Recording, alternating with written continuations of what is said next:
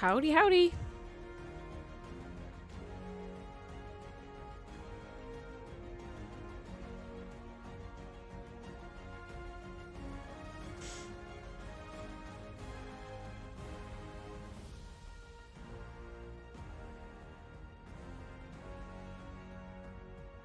Good morning. Oh, I suppose it's almost good afternoon. I wanted to get on a little earlier, but I got sidetracked. But see how this goes, right? I wanted to talk a little bit before we got here, but we're like 3 minutes till, and we'll see how it goes, right? I have mixed feelings about this, so I'm hoping it's good. I want to see. I'm very interested in the gameplay stuff that's changed.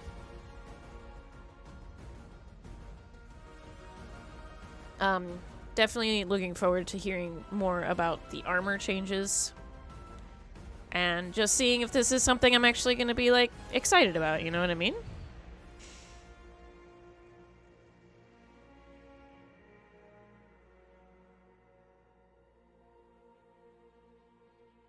Hang on a second. What's going on here? There we go. It's like, what's happening?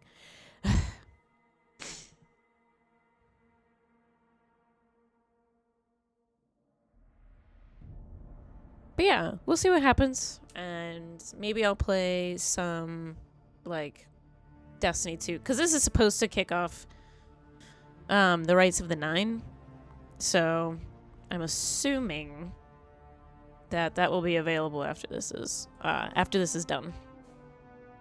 Because this is going to be, like, probably an hour, right? And then it won't. and then it'll end. And then the actual servers will open up. But this is the Destiny 2 Twitch. Their Twitch. If you watch it for, like, I don't know, 15 minutes or whatever, you get an emblem. Yippee!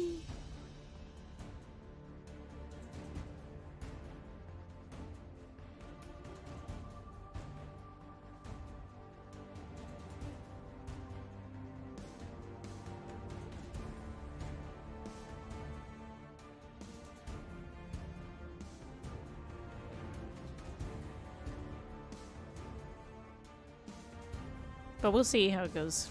I hope everybody's having a good day. Got 90 seconds. There was a couple times where I tried to exfil at 90 seconds, and the game was like, hey, you should probably get out of here. And that's kind of how I see that now. I'm just like, I see that 2 minutes, 25 seconds, and then I'm just like, oh, I gotta go. You know, I gotta get out of here. I can see that 1 minute. It's ticking down. Game's screaming at you like, hey, get out of there. I gotta say, there was a couple times when I was playing Marathon and the timer was less than a minute and I was the only one left, right? I was really tempted to just stick around and see what happens, because I haven't seen what happens yet when it's the final exfil. Haven't seen it at all. No idea what happens. I'm assuming it just gets really, really, really bad.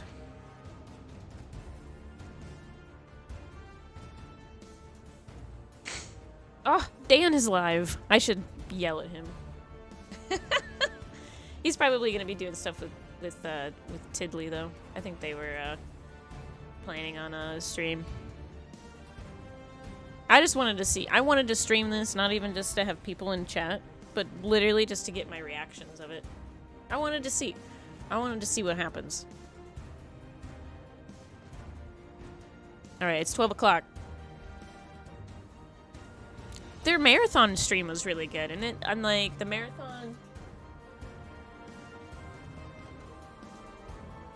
Okay, there was like somebody with a motorcycle outside, and I just wanted to make sure it was the motorcycle and not this. But their marathon stream was really, really good, so I really liked that, and it got me really hyped for marathon. So maybe they can change my mind, and that this is something that's worth whatever. All right. Follows light and shadow. They got voices. That silence breaks. Did they get a new voice actor for Orin? I am summoning you as a new age begins. Yeah, Orin looks different. In a way. I But that might just be Human this. lives turn to each other. They remember how to look to the stars. They remember curiosity. They remember how to thrive. But Neptune. they have forgotten.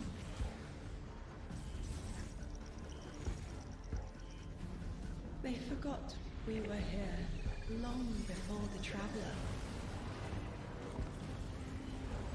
Yeah. They forgot that they need us. But they are fated to remember. I will remind them. I'm sure you will. But not through me. Oh. Find someone else.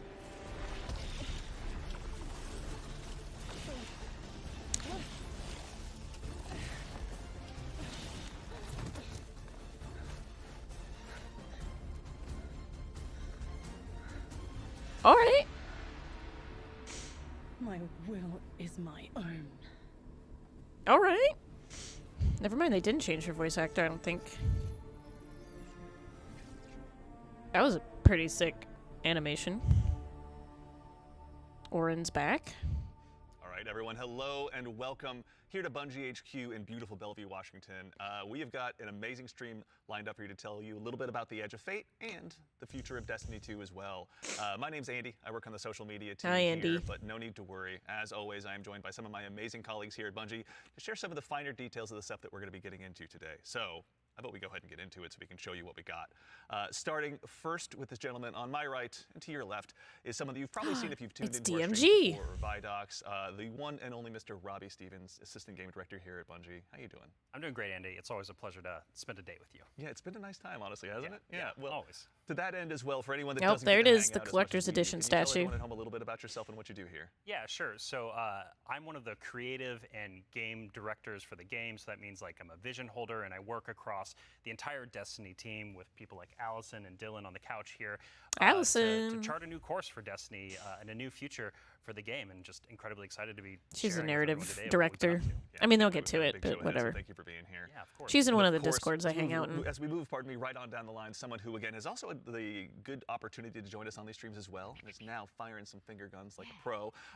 Destiny's narrative director, the one and only Allison Lures. Allison, Hello. how's it going? It's Hello. good. I'm here on a couch and I get to yell about Destiny with you. So Not it's a bad good day. Yeah, honestly, I'll take that anytime I can. Well, Same. for anyone who also hasn't had a chance to yell on couches about Destiny with us or hasn't joined us in the past, Yeah. do you mind telling us a little bit about yourself? Sure. So my name is Allison. I'm the narrative director for Destiny 2, and so that means it's the job of me and my team to make you laugh and make you cry and make you go, "Whoa! I totally forgot about this thing from 8 years ago. How did they remember?" It's because we're good at our jobs. It's true. So there you go. Yeah. As someone who gets to sit in on the writers' rooms, I can now doubly confirm that. So thank we you for love being having you here. there. So much Yeah. fun. No, seriously, thank you so much. And of course, as we move right on down the line, the gentleman there at the very It's more end of the sad that couch they is have to someone wait who 8 is a years to friend get all around our to something mankind, who's important. known far and wide, a member of the Destiny Global Comms team here at Bungie, Mr. Dylan Gaffner. How's it going, Dylan? It's going Mr. well. How are you, Andy? DMG. So well, thank you so much for Gotta make sure to ask every time. I appreciate it. You need all the help I can get. Well, to anyone out there who may not have accosted you on the wild world of social media or is just somehow meeting you for the first time, mind telling us about what you do here at Bungie. My name is Dylan Gaffner, formerly community team, where we would go out. Oh, he's collect a your global feedback, comms translate lead it now. To the dev team. Okay. And then bring their information back to you. Good for him. He Be got a that promotion. middleman.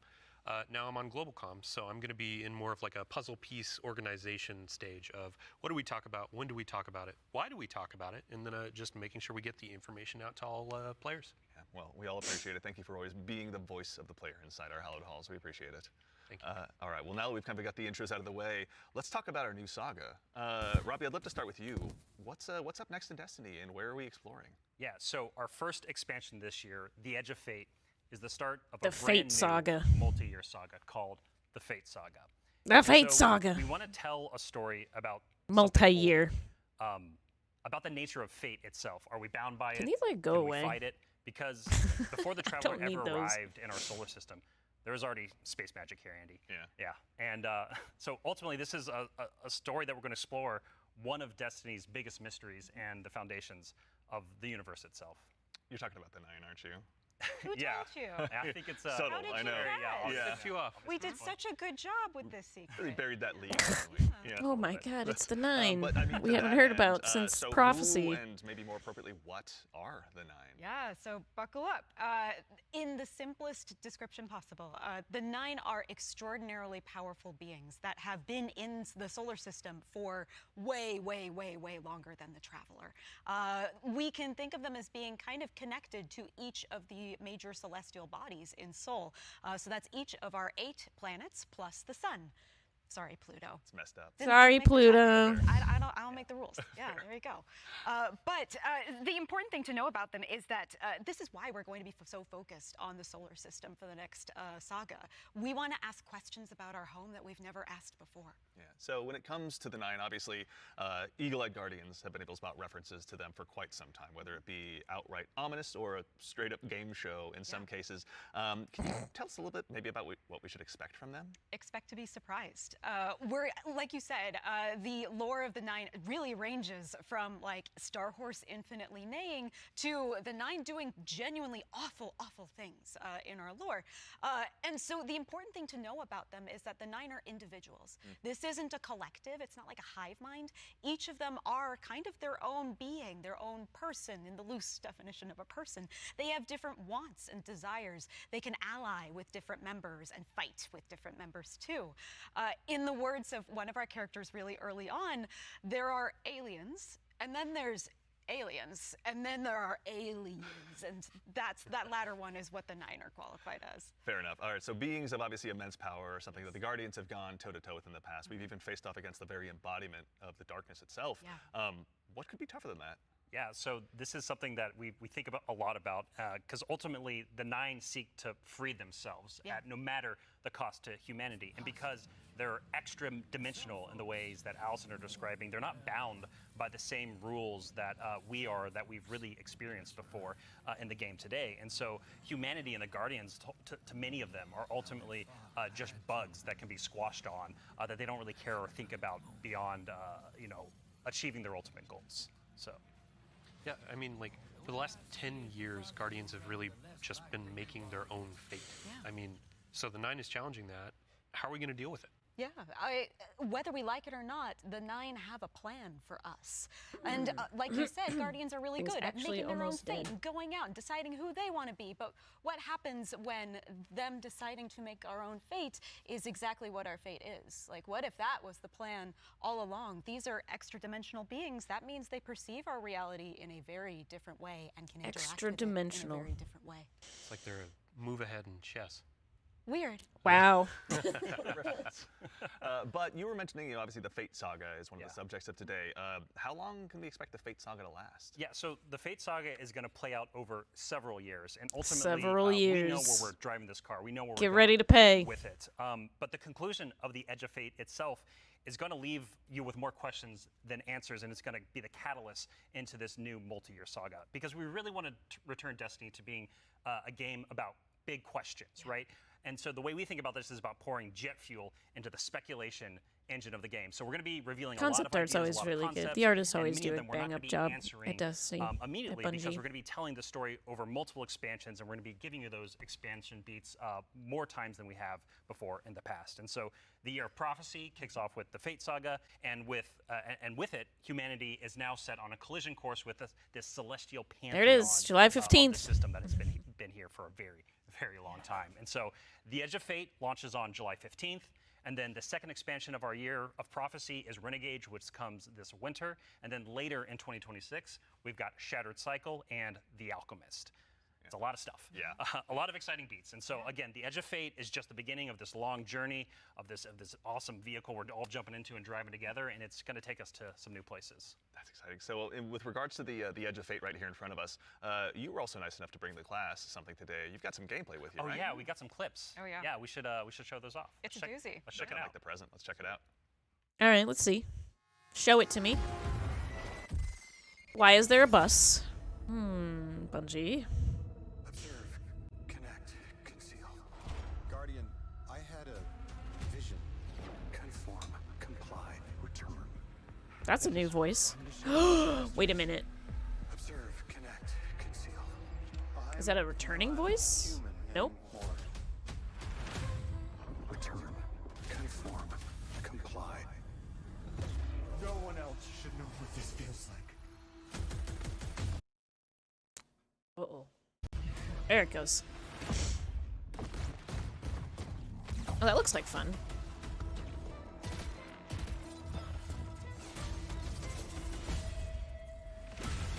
That, like... Terminate That's a your nice gun. suspicion, That's a nice weapon. Commander. Remove your scornful blindfold. Interesting. Interesting. There's a lot to absorb.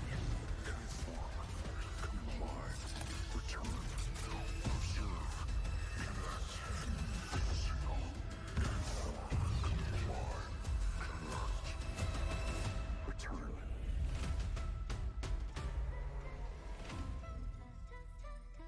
Is that Praedyth? Is that Praedyth? All right, Interesting. that gives us an awful lot to go ahead and continue to dive into. And here to help us go ahead and explore a little bit more of it, everyone, you probably noticed we've been joined by someone new here on the couch. We are privileged to be joined by someone who's the originator of perhaps my favorite all-time Destiny emote, the one and only Dave Samuel, art director here at Bungie. Art Dave, how's director, it yep. going, man? It's going great. Thanks for having me. Absolutely. For anyone who maybe for some reason somehow doesn't have that emote in their collection or hasn't seen you in a past VOD, do you mind telling us a little bit about what you do here at Bungie? Yeah, I'm art director on Edge of Fate. I work with the art team to visualize the narrative and design and kind of bring it all together. It's a lot to bring together. Thank you very much for being here today. Yeah. So with the Edge of Fate, it's obviously the first expansion in the Fate saga. Allison, I'd love to start with you, actually. My What can you tell us my about the Edge of guess Fate? is it's Fate Praedyth. begins with an invitation, and we are invited along with a very specific group of people to a location, to a moment in time for a very specific reason. Very specific purpose. Very specific reason and purpose, yes. And the place that we're going to is called Kepler. And so you may be saying, now Allison, hold your horses You read my mind. second, Yeah. because the Kepler I know is the one that's way outside of our galaxy. Yes. What do you mean we're going to Kepler? And I say, like, dear friend, didn't you know if you look inside in Destiny's universe, the Oort cloud at the edge of the solar system, you'll find a little planetoid that also happens to be named Kepler here in the world of Destiny. And that's where we're going, to Kepler. Super exciting. This is kind of a, Robbie, we were talking kind of before the show. This is like the like a first taste of something new, right? Yeah, Interesting. So, what So you're it's a seeing new here is us just location. trying Got something it. new. We're expanding the universe of Destiny, creating new mysteries to uncover. This whole Got some destination Vex, is about of exploring course. a labyrinthian world that it took inspirations from things like Dreaming City, exotic missions, dungeons, and it's wrapping it all through a Metroidvania expired experience. And so at the heart of all of this, at the heart of Metroidvania. the Edge of Fate is a Those are some bold words. player-driven exploration and discovery of an exotic world with brand new abilities. So actually to even just maybe dig a little bit deeper, like how is the Edge of Fate going to be different from past expansions that we've made for Destiny? Yeah, so at the global How is scale, it a when we're Metroidvania, thinking about Destiny? expansions and the year of prophecy and the formula of Destiny expansions going You're forward. gonna use my first off, buzzword. we're doing two You're expansions gonna a use year my instead of buzzword. just one. And think Hi, of White each Wolf, of how you these doing? expansions as a little bigger than something like a Rise of Iron from D1. And so both of these expansions combined are going to be even more expansion content than we've done in the past. And by delivering 2 of these a year, we're upping the pace of major world and story events that really matter to players and are going to be pushing. That's the Fate very saga slow gameplay. And so Interesting. we're trying radical new things, which each That of these is a expansions. bar And so for special alongside this and new heavy. destination of Interesting. Kepler, this exotic Got 10 world that days off players work? will, Oh, hell explore yeah. with brand new abilities. We also have world tiers. And world tiers allow you to take on a higher level of challenge on the destination in order to extract some of the best loot within the release. But what's cool about world tiers is as you play through the mainline story and you play through the first couple of world tiers, you're going to unlock later world tiers. And as you're claiming these abilities, as you're exploring the world more, as you're discovering more within the release, you're putting these puzzle pieces together and you're figuring out how to solve all the mysteries on Kepler with different ways. And so you might play a puzzle in one way, a mission in one way, and when you're in these higher world tiers in the post game,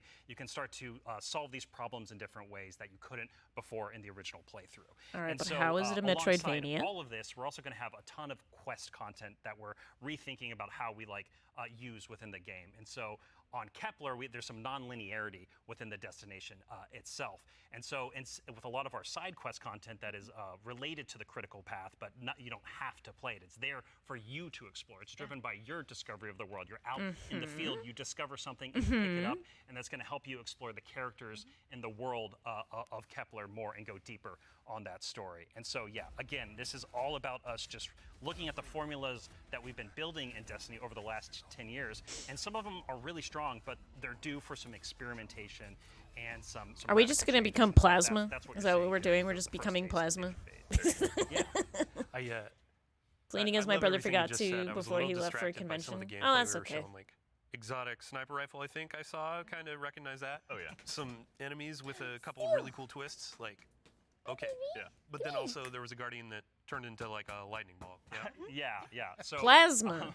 So there's multiple new abilities that your players are going to be able to discover on Kepler that's going to make them navigate and look at the world in different ways. But the one you're talking about, Dylan, is we see it as our premier ability, the crown jewel to release, and that's called Matter Spark. And Dave has joined us, and he's I haven't been on D2 in a while now.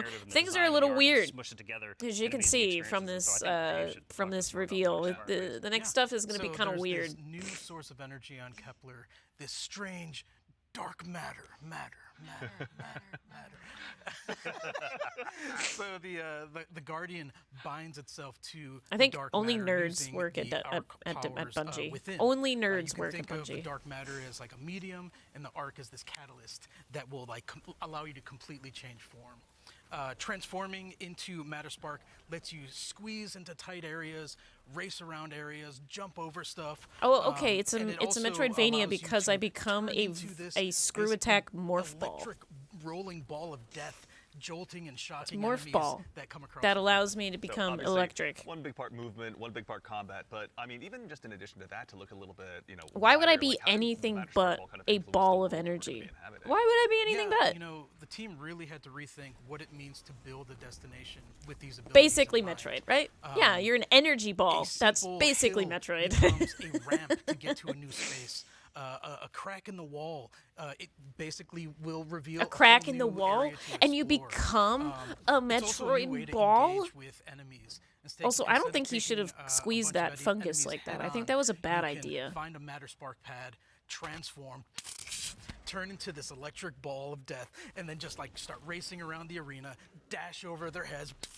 Yeah, it's a flank morph from ball behind, with and speed then, boost. Really give the House of Exile It's a on morph ball. Kepler, a bad day. Yeah, As they well said we should. Metroidvania, so Good I'm day for trying to us make as it more well. So what are Metroidvania some in of my the other head, Kepler because I abilities haven't that we'll figured get it into a out lot yet. more out there as How well? it's a Yeah, so Metroidvania. each of these Kepler abilities are How a is it mix like of Metroid? dark How is it matter like and Castlevania our Destiny? Guardian's powers. So we have the Relocator Cannon, which is this new fallen dark matter tech mixed with void. This is going to allow you to bypass laser walls, use these cascading relay networks, and just basically teleport around the world. Another ability that we have is Matter Morph. This is dark matter mixed with strand. Yeah, I'm gonna allows be you a to little morph manipulate the ball. environment. I'm gonna be a You'll little able morph to ball. Basically push and morph and move geometry to create bridges, open up doorways, and then also reveal secrets and new opportunities. Yeah, so what's really Take important my about what energy, Dave you was stupid describing when we were pylon. thinking about building this world, it was all about hey, here's this new tool to navigate and see the world in a different way and solve little puzzles and mysteries throughout the missions, the free roam, and the quest content, and beyond. But also what was really important to us is that I we hope leaned so. They into got the Destiny's inspiration from first-class Metroid. That's what ability. Metroidvanias are. And so with Matter Spark, like Dave was mentioning, you're jumping, you're dashing into enemies to destroy them, you're doing giant explosions with them. With the Relocator Cannon, you're just blowing everything up with void explosions and graviton lance style little secret projectiles. But can And then you what's die? Really fun about Mattermorph is you can just be throwing these strange shurikens basically to just delete an encounter It's a before you then shuriken. start to morph the environment That's around you okay. and move to the next area. It's just really exciting. But I'm to- wondering if you can I'm die excited as that about little watching ball. players just, Can you solve die? puzzles and fight encounters in ways that we don't even expect. Like, am I And just see how they invincible take as this little destination. energy Just ball? I 'Cause I'm wanna- energy? I really want to emphasize you're going to be upgrading these, and when you get into especially the post-game experience, it's going to unlock. There's something unlocks with Matter Spark that really changes the way that you can play through the entire destination. Yeah. So when we're talking about dark matter, matter. Yes. We have I like darkness that little, abilities like- strand and stasis already. How is dark matter different? Yeah, how's so, dark matter dark different? matter and darkness are two completely separate things. They're completely different things. But Yeah. dark matter does exist in our world. In the world of Destiny, we know it as being tightly connected to the Nine. It's what the Nine are actually made out of. In our world, dark matter is invisible. You can't really see it. And it wouldn't be very fun to make a destination where there's an invisible thing that you can't actually see. So lucky for us on Kepler, there's a bioluminescent microbe that allows us to see all of this substance that's impacted this world so much. It allows us to see how it's impacted the plant life, how it's impacted I still the wouldn't behavior of suggest peoples that we're touching going it, to though. encounter. It just seems like a And we can bad see idea. how it has been able to bring these things that are kind of unstuck in time into this current location. I do have to put on my drifter hat for just a second and, like, what does it smell like? What does it taste like? Yeah. Oh, God, it Matter, looks like it smells like and tastes sulfur. like bleach and math. Yeah, it's true. Bleach. Get that chip flavor. Yeah, yeah. Yeah, get it with a sandwich today after. It's zesty. Yeah, it's pretty good. Actually, so on the topic too of stuff in the trailer as well, we heard someone talking there. Can you tell us who that was? Sure. Bradith. That was Lodi. Damn Lodi it. is a new character that we're introducing in Apollo. Not in Apollo. We're introducing him in the He's a intro. nerd. I'm telling you, people are nerds. I want to give a special shout out to Brian Villalobos, who portrays Lodi and does a spectacular job. This character is fascinating. He's kind of a fish out of water, but the fun thing about tropes is to kind of put a twist on them, right? So what if that fish that we pulled out of the water was the most qualified fish to be pulled out into the air? Down for anything. It's down for anything. yeah. And what if that fish was kind of made to be pulled out of the water? I don't want to give away too much because this character is way more fun for the players to figure out what his deal is, but I will say that Lodi is very, very far from home. Very fair, very exciting. So, I do have to call out. I'm too, assuming before he's we not a started guardian, this, and he's you from and Robbie were like talking a about different how Lodi time. is like a notice Like me he's character. pulled out of Yeah, time. Robbie wanted Is a what happened. senpai. I did. Yeah. I wanted someone that I just wanted to spend a bunch of Yeah. time with on this new adventure we're going on. Yeah, a friend that we can look up to. Yeah. right, yeah, notice me. Notice Notice me. me. I'm only slightly Of course, sad right that himself. it's a new Well, rather character Allison does. and not So like with regards Praedyth, to the but that's characters as fine. well, so is it It's a not whole new cast Praedyth. of characters It's in the okay. FA? No, we're going to see some new faces like Lodi and other characters, but we're also going to see some familiar ones too. Ikora is here. The stakes are high enough that she's here investigating what's going on. And Maybe as it he's turns a out, in one guardian? of our major mysteries, she's kind of at the center of it. She was invited here, as was Lodi, same as we were. All of it's kind of tied together. Very exciting. So Yeah, the way, oh, if I can, No, no, yeah, please. no, Yeah, yeah, please, like yeah. the way we think about this is about all these. Looks like some of the characters, assets in their these faces shots are intertwined in not some way. finished, There's which these is puppet masters that have understood. been It's pulling the not. strings It's for a supposed to come out in very, July, very, so very long time. they need to get in some of order their for everyone textures to get finished, I here think. at this moment. And so, as a guardian and these characters involved, they're going to have to decide if they're fight your fate. Like that's what we think about. For these individuals, that's what they're going to have to go through and determine about how they can stand up to this new conflict that is surrounded by the Nine, because they are fated to be here. And what does that mean for them, and what does that mean for their future and the future of Soul itself? So. Faded. So with regard to Guardians make their own these fate. characters Go and away. this world we find ourselves in, was there anything about that setting, or in particular, that really influenced the creation, rather, of this world that we're going to be inhabiting? Yeah, I'll give you a list of fun facts. First off, if you've been paying attention to Destiny over the last week or so, you already know that there's been people on Kepler for a long time. That's an old-ass computer that you were putting those numbers into. Oh, We those also people know are that in the Kepler, Vex are okay. here. They're studying the Nine because it turns out the Nine can do something that the Vex can't. As Dave mentioned, the House of Exile are also here. They've become fixated on a being that they call the Giver. And kind of most importantly, the dimensionality on Kepler is really thin. So the 3 dimensions that we can know and see and touch are very close to the realm that the Nine live in. And that means some things from Earth's past have been yanked into Kepler's present. Exciting. Nice. Yeah, I mean, Is that so why we've there's been a talking bus? about invitations throughout this, and we need to call out an invitation that's actually going to be waiting in the game after this is over. Ride of the Nine begins today. Yeah. So I believe we have a trailer to show. Yeah, you were nice enough to bring a trailer along. I'll go ahead and give it a look really Yeah, quickly. let's do it. Yeah. Yeah. I'm gonna see if I want to play this after this. I'm not sure yet. We'll see. Alright. 3 difficulties. Ooh. Solo play? Maybe.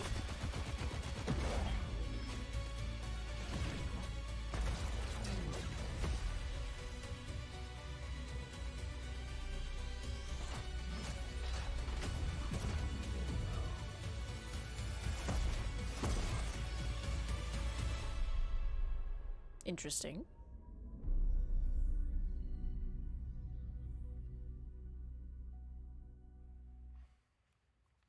All right. Did they so make it that's with Right on the 9 Nine, which lines? is our essential prologue story for The Edge of Fate.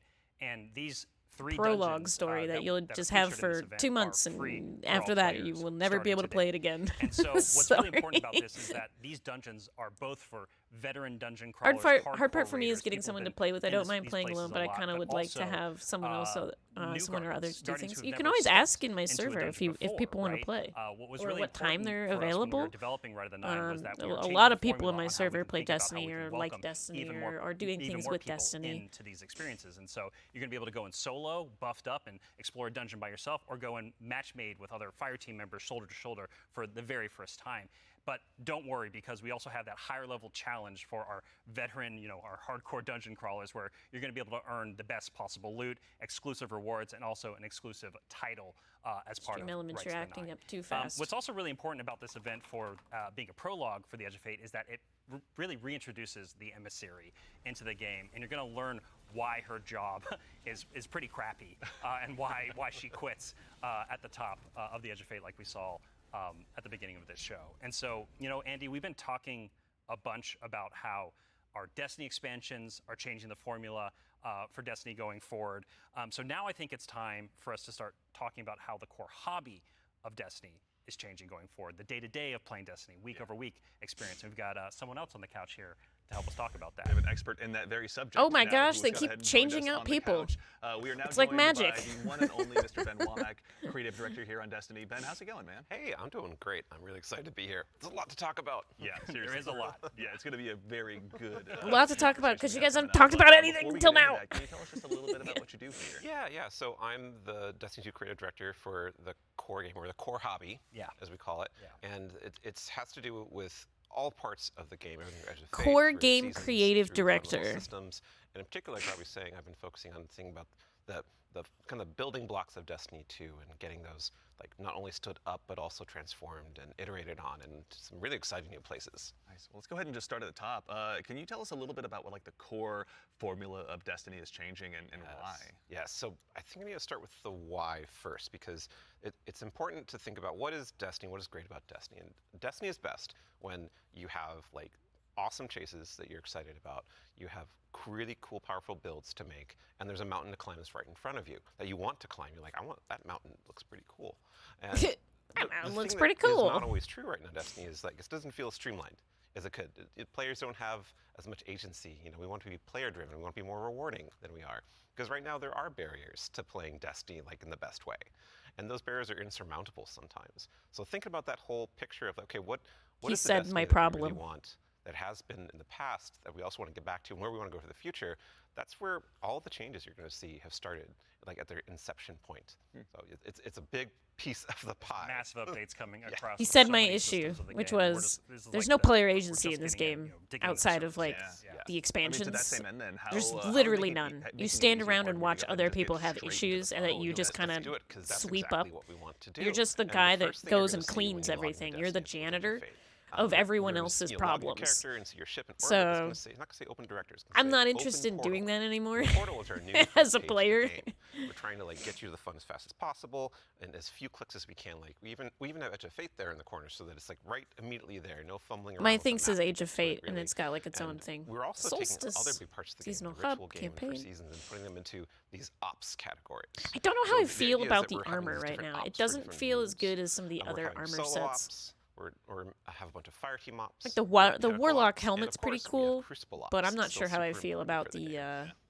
I mean, to start hunter. at the top, can you tell us a little bit more about what solo ops? Oh yeah. So solo ops is exactly what it says on the tin. It is a bunch of activities that are made for solo players. Good. And the conception point of that was we want to make activities for players who have a smaller amount of time, that they want to play in, and Me? they don't necessarily want to have like dependencies on other players, but they still want to get in there and play for 10 to 15 minutes and get some real progress. Yeah, get some loot. Yeah, get some loot. Yeah. Get some loot and get your character forward and feel like, yeah, no, I played some Destiny and that was great.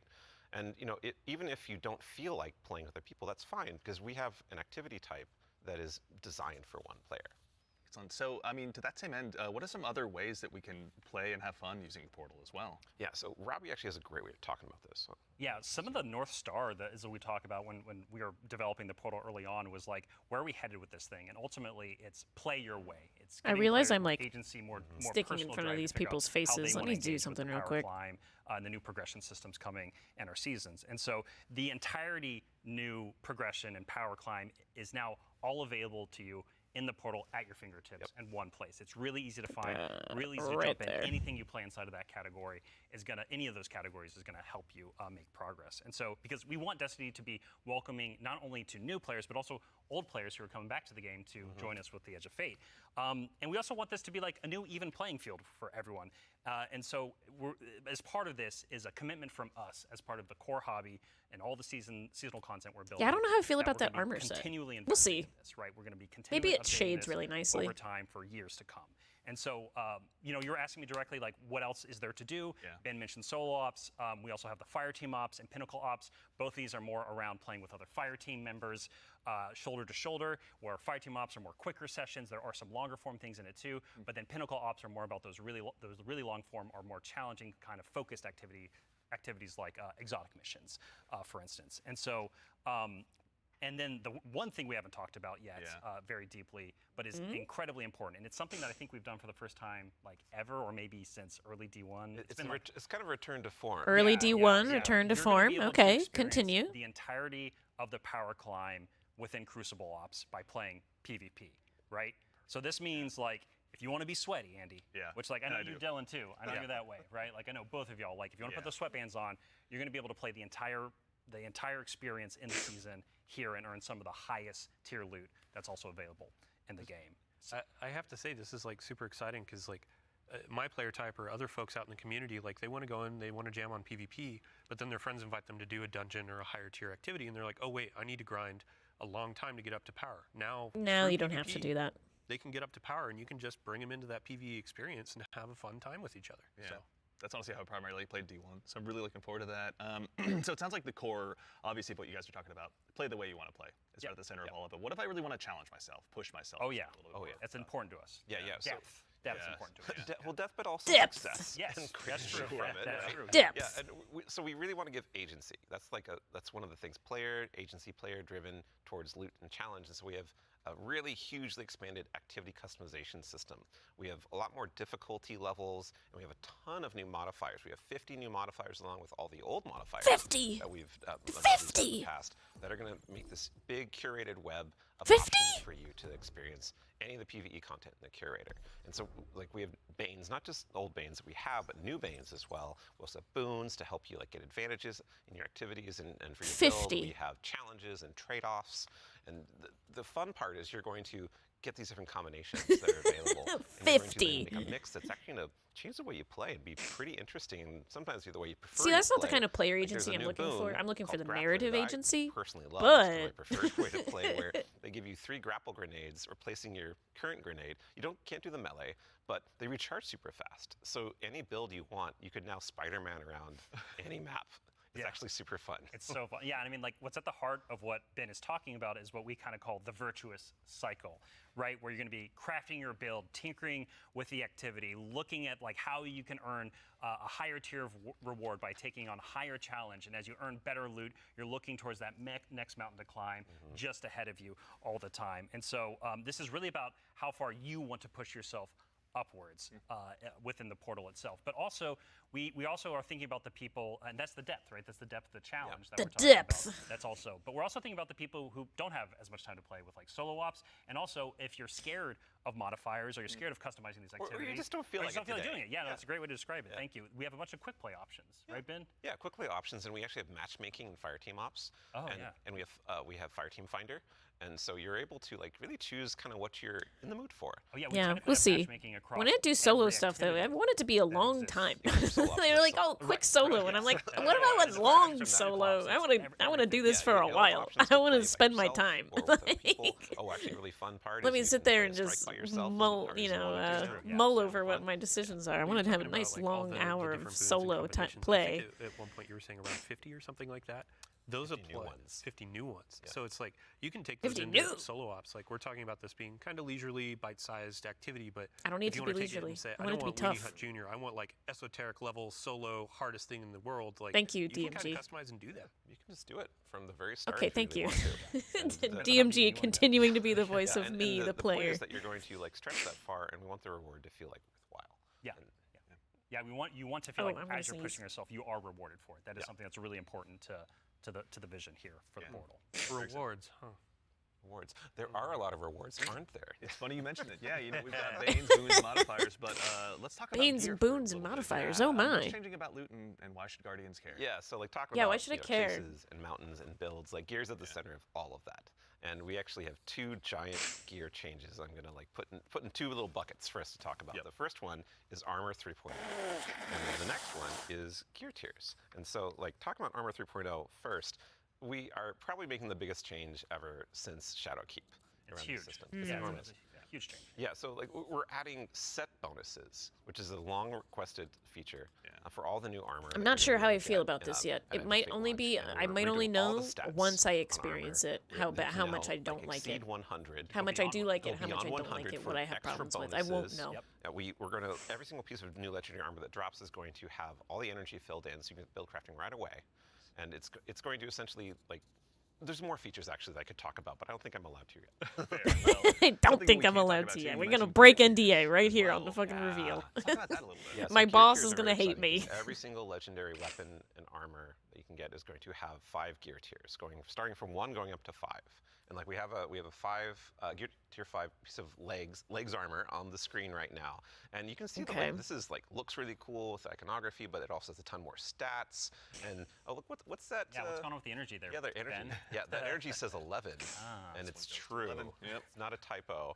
Like energy is going to 11 for the higher tier armor, and so if you want that for your build crafting opportunities, it does like give you some new options you never had before.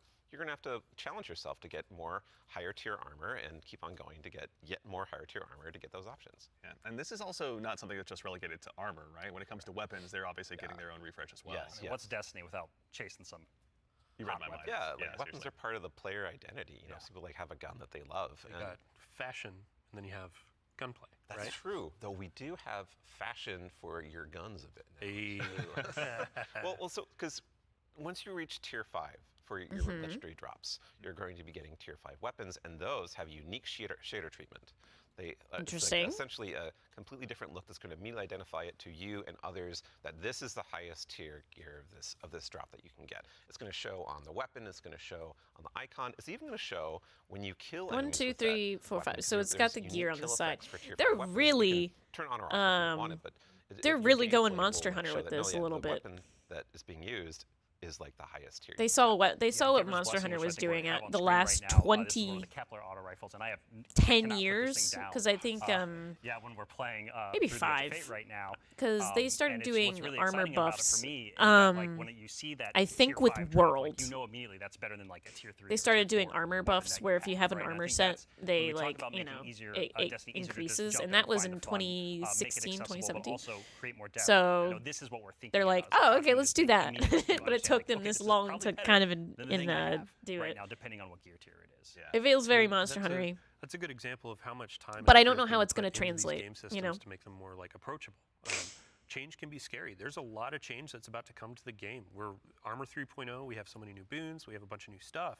And after 10 gonna be years a of very Destiny, this is different gonna flip Destiny. some stuff on its head. So I mean, we're going to have a bunch of blog content. We're going to have interviews with Robbie, with Ben, with more folks across the team that have been working on this. And then we'll also be elevating our creator community when they're creating guides. I think kind of stuff. every It's gonna single be a fun guy time, that but, works at ultimately, Destiny a big shout out is and thank you like to all the folks that have been coming into our studio, giving feedback early on some of these systems so they can be more required to have and, we're facial looking hair. forward to all the feedback that's going to be coming after I think launch, they're all too. Like, required. this is again one of our first steps into something, and then the community and we are going to build something amazing. Yeah, and I can't stress enough how much feedback we've gotten from the community summits we've been running over the last year for the Edge of Fate, and just people reaching out. Like, to everybody community here and needs other to shows. just, Like, they your have to feedback have is something. They invaluable. have So, to have like, a seriously, like, mustache thank you so much. or a beard We're making this game together. or ultimately. something. Yeah, it's Some incredibly combination important part of thereof. the process. Like, I don't think we would be able to make what we do without it. Working with the community is obviously a core part. Dylan, huge thanks to you and your team, obviously, for helping to lead that charge. And, Every single in guy advance that's for the shown up has Twitter, had right? And then facial also for hair. social media. Nobody's Go out the door, clean-shaven so here. that we can follow I up think, across the Ben, board, but- you were Maybe saying it's a you side wanted to try effect to of break the living in record for Seattle. longest I don't know. I'm more predicting we are. Yeah. So It's not about try, it's the state of things. it's going to be a multi-month journey as we head towards launch. So. Yeah, be a good time. But we've been talking a lot about the core Destiny hobby. How does that extend into like how players are going to experience like a full year of Destiny? Yeah, so what's we've that been gonna be like, focusing you guys? On improving and changing the formula of Destiny in multiple ways. And so progressing through the Fate Saga is going to be more meaningful with 2 expansions a year. We've been talking about how focusing our seasons Renegades. on the core hobby of Why Destiny, does it look commitment like to continually Star updating Wars it. font? And in addition, we're going to have 2 I usually really major like their updates fonts, but between that one each of looks our like major a Star Wars expansions font. coming, in the year of prophecy and beyond. And so ultimately that means there's 4 big beats happening in a year, 2 expansions. Maybe it's because of the 2 bordering. free major The bordering updates makes it look like between Star those Wars. expansions. So what that means we're not doing is paid seasonal content Thank anymore. you. We're not doing separate seasonal storylines. And this also means we're not building a bunch of activity content that basically just goes away and is less meaningful to the game after 3 months. So we're instead focusing all of that effort that used to go there instead into building up the core hobby of the game so the core hobby stays fresh and exciting, year round. And So are we no longer doing FOMO? Are we no longer ultimately, this means removing no more things from the paywall game for seasonal constantly? Content, and also these major updates themselves that I'm signposting around right now. The size of them roughly and the inspiration for them we're thinking about is like Into the Light. Okay. So when you say like into the light, for folks that aren't out there, like what for a major update, how big is that? Like how do you encapsulate that? So when I say Into the Light, a lot of this is like the inspiration of what it was. And with Into the Light came a really cool theme that wrapped around all the new stuff we were building within it, but also a lot of the reprise stuff as well. And also, with it came Onslaught, a new type of activity. It came with reprised exotic missions. And I like how they have, rethinking like, how we could do, like, physical a RAD notebooks style event, a raid event to, with like, the answer Pantheon. And so questions. for our first major update coming a few weeks after the Edge of Fate launches, we've got Ash and Iron, right? And so with Ash and Iron, we're going to be returning to the Plague Lands. Returning to the Plague Lands, can't wait. Wow. And so that's Wow. pick up from where we left off from the There's Edge of Fate, so and many with it, we're gonna have a people. new There's activity so called many Claim, people a who brand just new went, exotic mission, ah! new types of There's so pinnacle many ops, people who entering just that for the first flipped time, out right as well now. as, of course, what's Destiny without Legion Chase? We've got new gear, new rewards, and 2 new exotic weapons as part of Ash and Iron as well. And again, this major update. So and many the people season, just all the seasonal flipped content out. Going forward Just- is free for all players. All the activity content that exists in the portal that's free to play. Oh, so good. even to actually go one quick layer deeper on seasons as well. What are some of the cool things that we're going to be able to do with the season that's launching alongside the Edge of Fate? Yeah, Ben has been working on this space with the team for a while Season. now, so I'm going to kick this one to him. Yeah. Yeah, so we're trying to make any time the best time to hop into Destiny. And one of the ways we want to do that is we want to invest in events that are like They're getting your interest. accelerating the game. They're doing their and jobs. enhancing every part of the game, but also bringing new cool stuff. And actually, we've been working on this so long, we actually have some new cool stuff coming before the Edge of Fate. It's a special little treat. Yeah, special little treat. So this Friday, you can play a little event, maybe you've heard of it, called Heavy Metal. Which is Oh, Tanks versus right. Briggs, a new Yeah, it's PvP Tanks mode. It's versus super Briggs, fun. and it's really I silly. kind of wish I was playing it right It now. sounds not gonna lie. really silly. And the You're thing that just fighting people at home don't tanks know and is Briggs. we have You're a new reward. That's a unique thing in Destiny if you invest in this event, if you go and play. And it is a free-to-play event. So this reward is free to play. It is a new combat vehicle that goes in your Sparrow sled, combat Sparrow, if you will, called the Griffin. And Oh, wow. this is a really cool, like, combat-ready vehicle you can take anywhere you can summon it, you can summon it and use it to fight your enemies and just have a really good time. And there's some really cool There's some really cool build crafting things. The cat and mouse custom game. Well, you know, maybe that's where they pulled it from, since this is Bungie, and they probably made They're that. gonna ride those So skimmers forever. Yeah. Well, I mean, we've been saying like, what was it? Skimmer is Flash, and the Griffin is Splash. Hey, there we go. The dad joke quota has been met. We got to get one in. Absolutely. Yeah. again, everyone who works at this game is a nerd. For us, don't you? Every single person who works you know, here like is I a just said, nerd. There's more events that they're making. There's one that's going to happen right after the launch They of literally Edge made a of Fate. new It's called character Arms who Week, is also and it's a one-on-one nerd. event, and you're going to be focusing on one weapon archetype in Arms Week whenever it comes around. And this one is going to give you a new legendary weapon of that type. It's going to have some volatile mods that are there for the week that are going to be super interesting and fun to play with, and some focusing you can do. But you know, there is a problem. when you Season of the say this nerd. event It gonna be is. about It's season of the weapons, nerd. about using them. Edge of You gotta have a nerd. place to test all that out. Right, and Yeah, so I mean, I've been doing that in EDZ this whole time. I don't know about Sure. the rest of you, Those poor dregs. right? Yeah. But there is a new way now. We have a new feature, a long-requested feature that is being added to the game with Arms Week. It is the shooting range. And the shooting Oh range my is being God. added to It the only tower. took you It is a now permanent addition to the game with the so launch of many Arms Week. We're not years. taking it away. And you can go there and you can try out Oh my everything in god. your kit, everything about your build, with all sorts of simulations of different kinds of enemies and situations, and it's all real damage numbers. Oh my it's god. Like, you can get a scoreboard You right and Oh my your god. yeah, your whole raid team can go down into the shooting range and try out. Oh see my exactly how well you do god. for some kind of boss at this range or I was with gonna a say, yeah, strategy. who can do most of the damage, right? Yeah, Oh you're my probably gonna know. god. Rally flag. It's not just a shooting range. Like you can go beyond the firing line and use your abilities too. Yeah, you totally can. And like if you wanted to, you could even take in Prismatic and Pop Transcendence and try that out. Oh And, my you know, god. I think the reason why we're not seeing that right now is because it's a Titan. Yeah, it's a good soldier. Yeah. Standing on that firing line. Yeah, staying on the firing line. All about building that line and standing. Yeah, But exactly. A lot of theory. They crafted should have things had to this go at the ahead and beginning test of the on their game. Google When Docs it and first everything. launched, Be a this really should have good been tool, something like, that as we're was adding all there. of these different systems with gear tiering and all Oh that. my You can go god. in and check those damage numbers in real time. Like how do my stats change? All right, How are where's these Rev? different gear Rev, bonuses take gonna me into the affect shooting gameplay? range You can see it in immediately. the tower now. And while we're talking about weapons, Oh yeah, got well one you more thing, Rev, right? yeah, you no, there's need to one take more me to the thing. shooting Yeah, range excited. immediately. So, you know, there's more events. Of course, there's more events, and the holiday events are coming up. Where Solstice is right around the corner. It's as well. summertime, right? It's summertime. Sometime it's Solstice time in Destiny 2, and Solstice has some really cool twists and such that we're planning. But I'm not going to talk about that right now. I want to show you all the new hollow foil treatment we have for Solstice weapons. So here we go. This is the hollow foil treatment for Solstice Whoa. in 2025. It's an It is- ocean. It is. It's amazing every time I look at it. It is water. an ocean, and the line. Yeah, we put the ocean on a gun. How did we do that? It's beautiful. I love it. And any kind of weapon that drops for this event can have a hollow foil. Yeah, no so matter it could what be a the tier 1 or tier 3. Yeah, any exactly. weapon can have a hollow foil. Yeah, By the way, the tier 5 hollow tiers are foil. on the Ooh. top Oh, right, like, that's where in it the has chase. that little like Our icon. other It events shows you also what have tier hollow the foil. weapon Arms is. Arms Week will have its own hollow foil. Every event, a major event we have will have a hollow Rev foil just sent treatment. me a The message. holidays will have their own kind of special one, but yeah, Arms Week will have their hollow foil drops that you can farm as well. super exciting. No, it's going to be a good time. I'm going to have way too much stuff to chase down, so appreciate you guys putting all that work in. obviously, He's for just that. screaming in But, my. I He's believe screaming in my DMs. one more thing. Yeah, I mean, we've been talking a lot about here are the free updates coming to Destiny, the portal, a bunch of different stuff, Edge of Fate, but we also have another expansion, and we need Allison back on the couch to talk about it. The builds I can now She's got make some- with Yeah, live we've testing. got something very exciting, and so once again, Allison, thank Oh you. my for god, taking she the time to actually join us today. We walks. appreciate it. She doesn't Of just course. I'm so materialize excited to and be the one working. dematerialize. Yeah. Incredible. It's a tradition around here, so we're glad that you could obviously go ahead and lead us into this one. But you know, as Dylan mentioned, we've talked about the Edge of Fate, but this is the first year we're going to be doing 2 expansions over the course of a year. Can you tell us a little bit about Renegades? Yeah, so we're going to have a dedicated reveal for Renegades. Isn't there in like a September alongside our Imagine major Dragons update, song Action that's Lion. called Renegades But or something like earlier, that? we were talking about how sometimes our formulas can constrain us from experimenting and innovating. And so Yes. in that spirit, Renegades is going to be very different from the Edge of Fate. What I can tell you, and we'll talk plenty about it later, is that we're going to be experimenting and innovating with activities, with social mechanics, and more. But more importantly, I want to talk about our inspiration. And so I have to kind of tee it up first. So All right, I'm Renegades is following. going to be a Destiny, like definitively Destiny expansion. This is part of the Fate Saga, and it's going to push it forward in important ways and introduce characters that we're going to spend time with for years to come. It is an essential Fate Saga story.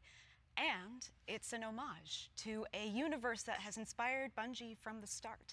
It's a universe that all of us here on the couch grew up with, as well as everyone else at the studio and millions of you back at home too. Is it Halo? It is a peanut butter and combination, a peanut butter and like chocolate combination inside of what we're making that could only be possible in the kind of world that we build here. And so I am absolutely thrilled to be able to give our first sneak peek at Destiny 2 Renegades. Let's take a look.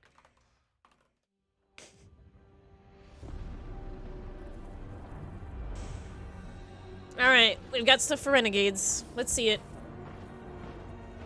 Oh my god, the ad break is going on right now. Is it Star Wars? Oh my god. Remember how I said it looks like Star Wars? Oh my god.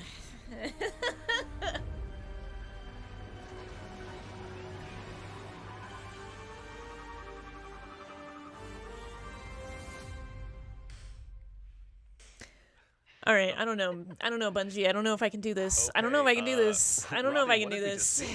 Yeah, so that's Renegades. I don't know if which I can is do coming this.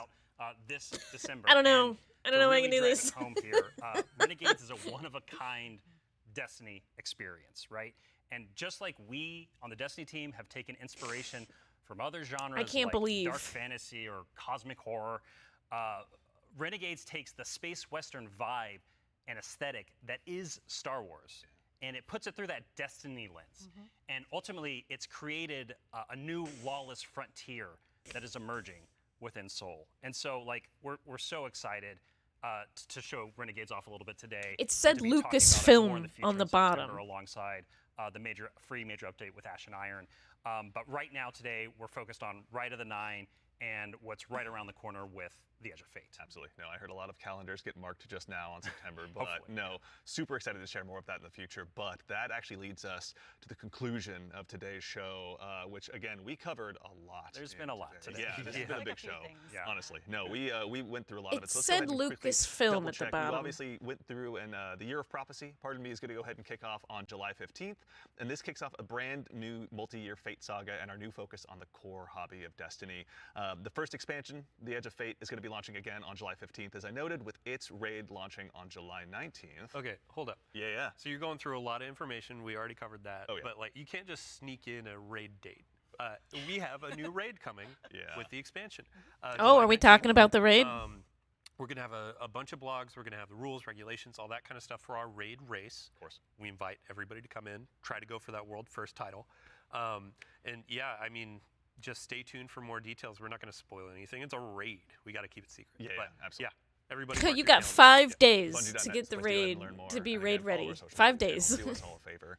So At in least there's addition a to that, shooting again, range, you know. as we noted, Ash and Iron, our first free major update, will be launching on September 9th.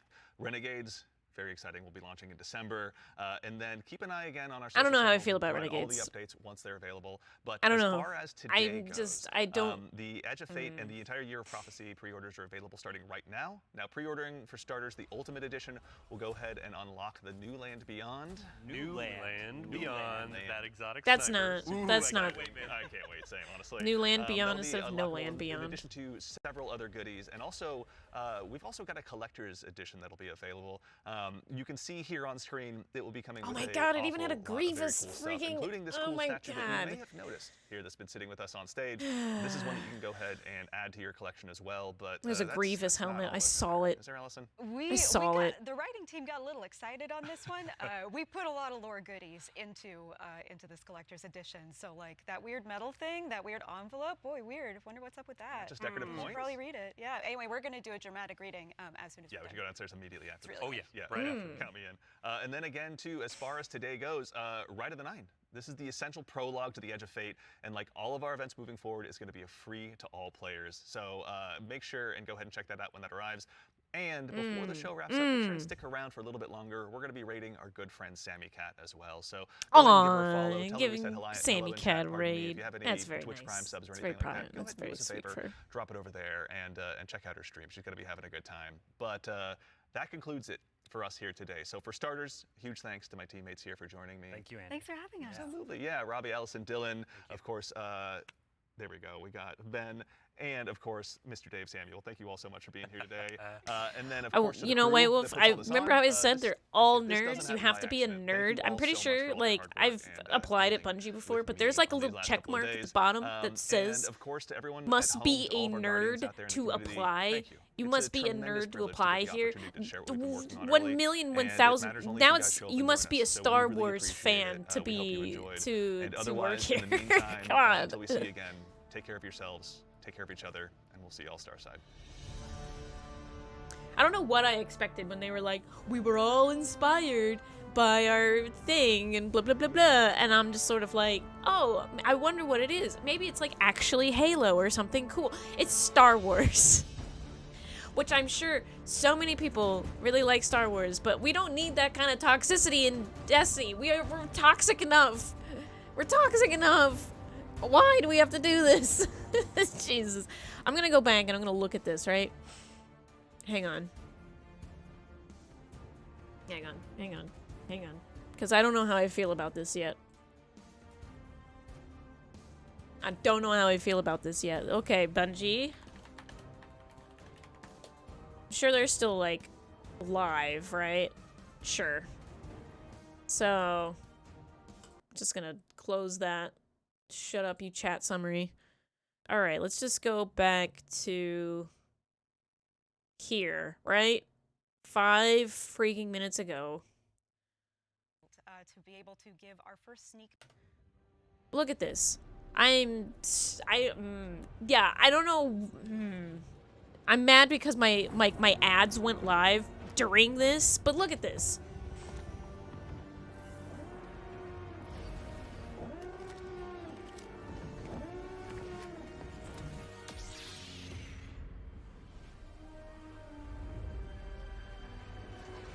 Remember? Look at that. Lucasfilms, right? Lucasfilms. Star Wars. I remember how I was like, oh, those renegade letters. Oh, I don't. Here, hang on. I'll go back. Look at this. It's just Star Wars. It's just Star Wars. You're just seeing me being mad about Star Wars. It's just Star Wars. This is their reveal for it, right? Again, for the 3rd time, I'm watching this.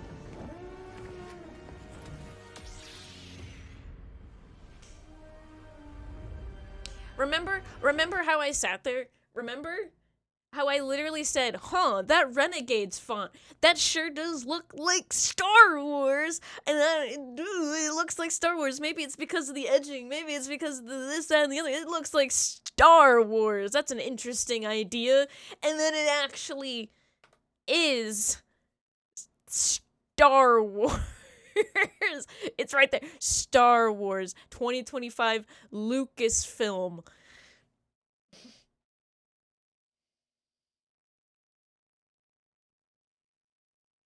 I can't say that the recent Star Wars stuff has been bad. I know a lot of people really like Andor, for example. I've never watched Andor. I don't care about Baby Yoda or any of that stuff. If that stuff is good and people really like it, I'm happy for them. That's great. And I was fine with Destiny having the collab where it gave everybody like the Star Wars clothing and the Star Wars outfits, and that's fun because it's cute and people get to enjoy themselves. What am I supposed to expect from this? Because it's 2 different universes. Are we saying that Destiny is now part of the Lucasfilm like universe? Are these two same thing, or are we just taking aspects of the universe, like the weapons and the armor and the ideas, like the narrative plot lines, and using that, which may be okay. I don't need, like, can I say it feels like fanfic? Can I say that? Can I say that? Does that sound correct? Like, fanfic? Okay, right? It Robbie, what feels did like they're making a just see. Yeah, so that's Renegades, which is coming out this December. And to really drive it home here, Renegades is a one-of-a-kind Destiny experience, right? And just like we on the Destiny team have taken inspiration from other genres like dark fantasy or cosmic horror, Renegades takes the space western vibe and aesthetic that is Star Wars, and it puts it through that Destiny lens. And ultimately, it's created a new... Yeah, so, like, they even say, like, what was it they said? Space western? Renegades takes the space western vibe. The space western vibe of Star Wars. Why not, like, Cowboy Bebop? Why not why? There's other things that are space western, right? Like, we've done, okay, Gendred, you came in a little late. Did you, thank you for the scarf, by the way. It actually, hang on, I gotta show this off. It actually has little dachshunds on it. Can you see them? They got little stamped dachshunds. Got little doxies on my scarf. Yeah. So, I have one, too, that has greyhounds on it. And I have one over there that has borzois on it, so that, you know, yeah, they got little dachshunds. We have to take a dachshund break, right? We have to take a cute little dachshund break. So, here's my little dachshund scarf. Yay!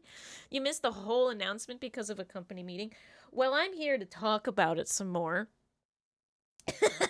Because I was feeling pretty good, actually, until this that I'm showing on the screen, right? This.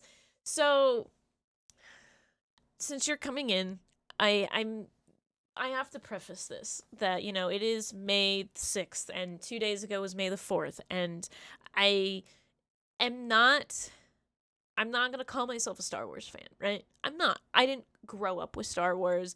I watched the prequels as a kid. I enjoyed the Clone Wars, which I think a lot of people enjoyed Clone Wars. The Clone Wars was really good. General Grievous was one of my favorite characters. I watched the new movies, right? I watched the new movies, and I was like, I think besides like Rogue One, I was pretty much whelmed. Like, they didn't like have a lasting impression on me. It didn't help that people were kind of like, the fandom at that point in time during the sequels was just awful, right? It was just, they brought in a female protagonist, and it was just, everyone just went to shit. And, you know, they brought in a black character, and they brought in, you know, all this, and everything just went awful. And ever since then, I have been very, very distanced from Star Wars. Yeah, I'm gonna watch it for you guys for the 4th time. This is the reveal for Renegades, which is coming out in December. They're going to show us... Like chocolate combination inside. So they preface it by saying that pretty much everybody on the team is looking forward to it. And it was like, oh, it's a franchise we've all grown up with. It's all very important to us. And I'm like, oh, I wonder if it's like Halo, you know? Like something that they actually grew up on, but everybody like here at Bungie didn't work on, but like it's really important to them. So it's like, okay, cool. It's Halo. Like maybe it's Halo, like something like that, you know? To a universe that has inspired Bungie from the start. It's a universe that all of us here on the couch grew up with as well. And I got really excited because I was like, oh, I wonder what kind of game they're talking about, right? I was like, maybe it's Metroid, it is a you know? Peanut butter and combination, a peanut butter and like chocolate combination inside. Well, they have done stuff for Halo, and I mean, it is Bungie, but, you know. And so I am absolutely thrilled to be able to give our first sneak peek at Destiny 2. So, like, yeah, Ginger, not only is it Han Solo's pistol, there's also a lightsaber, And yeah, so like, I don't know if they're just, and it has Lucas's Films logo on it, which means they had to pay for the licensing, right? For some of these things. Because they, yeah, like they're showing off all the stuff, right? And maybe we're gonna get this, like, what is the skimmers that were in the prequels, right? You can't mimic Star Wars and not pay, George. You gotta pay the mouse its money. You gotta fucking give them all the cash in the world. So my big thing is, like, I was fine with, like, noob, this isn't just a crossover, this is a entire expansion. It's an entire expansion based on Star Wars. And the funny part is Noob and Gendred, you guys were not here. I literally said they showed this like way at the beginning. I should have clipped it, right? I probably will have to go back and clip that moment where I literally looked at the reveal for the Edge of Fate, right? I looked where they showed the timeline, and I said, "Huh, that's funny. That looks like Star Wars." I was like, that font is Star Wars font. And I don't know if it's because of the boxing around it or if it's just the letters in general. I was like, that's Star Wars lettering. And as soon as they show more for Renegades, it's literally just Star Wars. And I'm like, oh, okay, I guess I called that real early. I don't know. They haven't said anything else about it. They just said that it's inspired by Star Wars, you know? And so, like, because I, like, really like the way that the team has always done their fonts, right? I've actually really praised Destiny for its fonts. For example, we're looking at the Edge of Fate here. This is incredible font work. I am always really happy. I thought Heresy's font work looked really good. Even, like, Revenant and Echoes, I wasn't, quote inspired. Even like Echoes, which I didn't think those episodes were like fully that good. Their font work and their like logoing was fantastic. So when I saw like, by the way, we'll rewatch this, right? We'll rewatch this because this is pretty sick, and there's some people here who haven't seen it yet. But just like this part too, I wanted to rewatch this because this is really cool. What follows light and shadow? I'm surprised there's no subtitles for this either. But the voice is the 9. We learned that, right? That's the 9 speaking. More feet pics. I am summoning you as a new age begins. Actually, you know what? Oh, it's just 10, 8. Okay. I see sapient life turn to each other. They remember how to look to the stars. That's a pretty sick shot, right? That's really cool. They remember how to thrive. Go past all the planets. And there's the sun.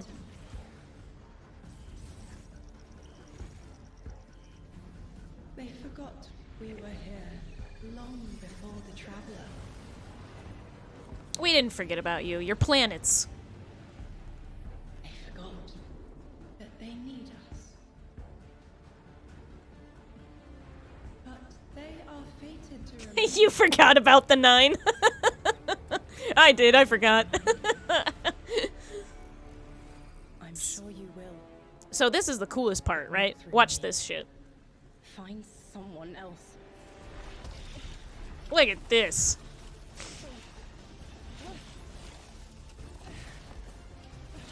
Look at that shit. Orin's so badass. Literally just leaves the freaking skin of the emissary behind. Is my own. Look at that shit. So that was the coolest part, I think. That was really sick. Watching that animation of Orin come out of the emissary. But basically, let me see if they show anything else. There's a lot of stuff that they covered, right? Poor Allison looked so nervous while she was up there talking, but she was like excited nervous. what was the helmet? I'm not sure how much I like the current look of the armor. I wonder if I can get a picture of just the armor. I'm not sure how much I like it. Some of the assets that they were showing looked unfinished. There's a new character called Lodi, and he is 100% nerd. Let me see if I can actually go to the beginning of this. He's 100% nerd. Connect. You hear him? Guardian, I had a vision. You hear that guy? That's a nerd. Return. They just wanted to show us disasters. Observe, connect, conceal. I'm not human. Nerd. anymore. Nerd. Conform. Comply. No one else should Hang know on what a this sec. feels like. Do we have the headshot of him? Can I, like, get it? Comply. Return. They just wanted to show us disasters. Observe, connect. Let's see if I can get his face. I'm not. Oh, god damn it, I missed it. How slowly can I scoot back on this? There, look at that guy. Look at this guy. This guy's name is Lodi, and we don't know anything about him. But when I heard his voice for the first time, right? When I heard his voice for the first time and I saw the glimpse of his face, I was like, oh shit, it's Praedyth, right? I was like, oh my god, they're bringing Praedyth. Because you know who is a nerd and I would accept as a nerd? Praedyth. I would accept Praedyth as a nerd. And I was like, oh my god, this guy looks like a total nerd. I bet he's not even a guardian. And it's probably Praedyth. I was like, oh, that'd be so cool. And they're like, no, it's some new dude whose name is Lodi. And I was just like, are we gonna have like another Shah Han situation where like the people are introduced to this new character and they just don't like him? Like, because like I'm personally fine with Shah Han as the character, like the blueberry guy. I don't know how I feel about Lodi. I've been out of the loop since before Final Shape, so I'm glad there's still more to play. I just got frustrated being unable to keep up with the seasons. Same. And I don't even know if these seasons are going to be seasons that go away. Like, are the episodes about to leave? Like, I'm getting a little tired of that specifically. Dwight looking for the... Yeah, so, like, there's some cool things that they show. So let's go to the cool things they show. Human anymore. Return. Conform. Comply. So the Vex are involved. No one else should know what Right. this feels like. The Vex are involved. That looks like it's fun, right? That just looks fun. I love when things use physics. So I'm not sure how I feel about the armor set yet. I think it's like okay. The weapons look cooler. Commander, remove your scornful blindfold. Scornful blindfold. So here's coming up is the cool thing, is this. You can turn into a little ball of energy and basically murder everything around you. Boom. And so one of the things that makes me excited, right? I don't know how I feel yet. One of the things that piqued my interest, right, Gives us an awful is they used a buzzword, and they used Metroidvania as the buzzword for Edge of Fate. And so it's not No Land Beyond, Dendrid, it's New Land Beyond. It's a new sniper rifle that's, I guess, based off of No Land Beyond, but that's not going to be confusing for anyone ever. But they use the words Metroidvania in this, and the whole time I'm sitting here going, how? If you use a Metroidvania, I don't like that term because it just means like they don't know how to say it's a puzzle maze action game with backtracking and upgrades, right? Which is what a Metroidvania is. A Metroid game is like that and stuff like that. So when they say that, I have a very specific idea in mind of what the game is like, and that's very not Destiny, and they've never done that before, so I don't know how they can pull it off without it being like a catastrophe for all. But they use Metroidvania, and I decided that this, like, let's see if I can show some, like, just a picture of it. First of all, this is all, like, dark matter based, and that's what the 9 are made out of. So like all of this fluorescence we see is created by a microbe. So it's like a microbe. Let me see if I can find it. I'm looking for like the really cool shit where like we literally turn into a ball of energy. And it's the only cool thing, I think. This matter ball charge. Look at that. Yeah, he's a little matter ball. And like I guess you can die. I was wondering if you could die in this form, which is literally just you're a ball. Let me see if they have it. Matter. Again, everyone who works at Bungie are complete nerds. So I can't. the It's almost too Guardian nerdy. binds itself to the dark matter using the arc powers within. So You we can become a think of the ball. dark matter as like a medium, We become and the arc is the basically a catalyst screw that attack will, like, allow you to morph ball, completely change right? the world. It's a screw attack morph Transforming ball, into which is the Matter Spark coolest lets you thing squeeze that into tight has areas, happened, right, in race this around entire areas, thing. jump What I'm over wondering stuff, is if you can and die it in this also form. allows you to turn into this basically electric rolling ball of death. Jolting He's and trying shocking so enemies hard not to that say a come across morph your path. ball. So obviously, one big part movement, one big part combat, but I mean, even just in addition Yeah, to there's a that, health look bar. little You're up bit, here. wider, But like, it how seems did more the like an Matter Spark energy kind of bar. influence the So, world we're gonna like, be it's inhabiting? how often you Yeah, use you know, it. the team Maybe really after had to you run rethink out of what it means energy to or build a destination whatever, with these you, abilities in mind. like, Um, you're forced out a of the simple form, maybe? hill becomes a ramp to get to a new space. I ain't mad A at the crack nerdy in the devs. wall, No, I'm not. it But I'm like, I was basically will surprised at reveal a how. whole new area to explore. So, like, these things, I guess, is a microbe that can allow you to see dark matter by making it fluorescent. That's what they're getting at here. It's also a new way to engage with enemies. Instead of taking So you got, a like, bunch of stabilizing enemies dark matter. head You on, come over you here to can this little find a Matter pad, Spark right? pad, It's a transform, matter spark. That's right. turn into this electric ball of death, and then just like start racing around the arena, dash over their heads. And It's a flank morph from ball. behind, and then, really give It's a the morph ball. You go in themselves little a different crevices and you roll around. As well, a good day for us as well. They're like, what if we make Samus, right, guys? We've already got speed boost from Samus. What if we take the screw attack from Metroid? We take the morph ball from Metroid and we shove them together and put them in our game and call it a lightning ball of matter spark. Not the worst idea they've ever had. Not the worst idea. I think it's just a HUD indicator since the no revive symbol was also there below. Oh, okay, maybe. Yeah, maybe you can die in that little spark. I hate that, like, let's name something they literally knew because Whisper the Worm is Black Hammer is Black Spindle.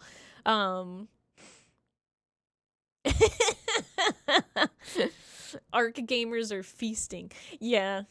And so, like, I was like, so this is the only part of the game that feels Metroidvania to me, but maybe I won't know until, like, they show it off. Do they show Lodi some more? There he is. And Villalobos, who portrays Lodi and does a spectacular Look at job. this guy. This character is Look at that fascinating. nerd. He's kind of a fish out of water, but the fun thing about tropes is to kind of put a twist on them, right? So what if that fish that we pulled out of the water was the most qualified fish to be pulled out He's a into the fish. air? Down for anything. It's down for anything. And It's what down if for that anything. Fish was kind of made to be pulled out of the water. I don't want to give away too much because this character is way more fun for the players to figure out what his deal is. But I will say that Lodi is very, very far from home. Very fair, very exciting. So, I do have to Oh, yeah. call out, Yeah, too, did you before we notice started, that? Yeah, his that face in one of the quick shots you is and Robbie pulling a were talking witness. about Yeah. how No, Lodi you is like so a right, noob. Notice me Oh character. yeah, Robbie wanted a senpai. I Yeah. did. So I'm guessing, right? Because they call him a fish pulled out of water, and he's the most qualified fish. This poor little guy. I feel so bad for Lodi because he looks like he just got isekai'd into whatever the hell's going on with Destiny, and he's just working his IT job, and now he has to deal with this shit. That's what Lodi feels like to me. Which, if that is what he is, and he's just got isekai'd into the Destiny universe to deal with this crap, I will 100% change my tune about Lodi and say you are the greatest guy that has ever existed in this franchise because you are the guy that got pulled out of your world and dropped into this one, and the 9 are like telling you what to do. I personally think he's pulled out of time right? I think he's pulled out of time. So like he's probably from literally 1995's what's that one, Matt, what's that one movie with the Office Space? Is that the movie, the comedy from like 1990s, Office Space? Yeah, he's from 1995 or whatever year Office Space came out of, right? He was pulled out of Office Space in Destiny Land out of that time, right? And he was just, put into the Destiny universe, and that was what it was. If I could get isekai'd into Destiny, I would be down as long as I get a ghost and get to be a guardian. I don't even know if Lodi is a guardian, but I only think he's not a guardian because he's the only guy here that's got an earpiece and glasses and also facial hair. Has anybody noticed that? No guardian has facial hair. Not a single guardian has ever shown to have facial hair, except for Zavala in the dark future. He doesn't have a ghost anymore, which means he doesn't have... Oh, wait! The Drifter. Never mind. Don't listen to me. Drifter's got facial hair. He's the only one. Yeah, Drifter. Drifter. Drifter's the only guy who's got facial hair, and I forget that he's even a... he's even a guardian. Are we still pedantic about Risen, Lightborn, and Guardians? It depends on how you ask. I think Lightbearer is the, generalized term, since, there's Hive light bearers, and there's also, the Guardians who are light bearers, and I feel like Guardian is a very specific term of somebody who lives in the last city and is a guardian of humanity, and they just happen to typically be light bearers. I think, somebody like Amanda, she was a guardian, or Hawthorne is a guardian, but they're not risen. They're not light bearers. So I think the term is kind of a loose situation. Drifter is a bit of a shit, ratty beard and all. I always viewed Guardians as a faction associated with the last city. Yeah, and especially just if you're a guardian, it means something.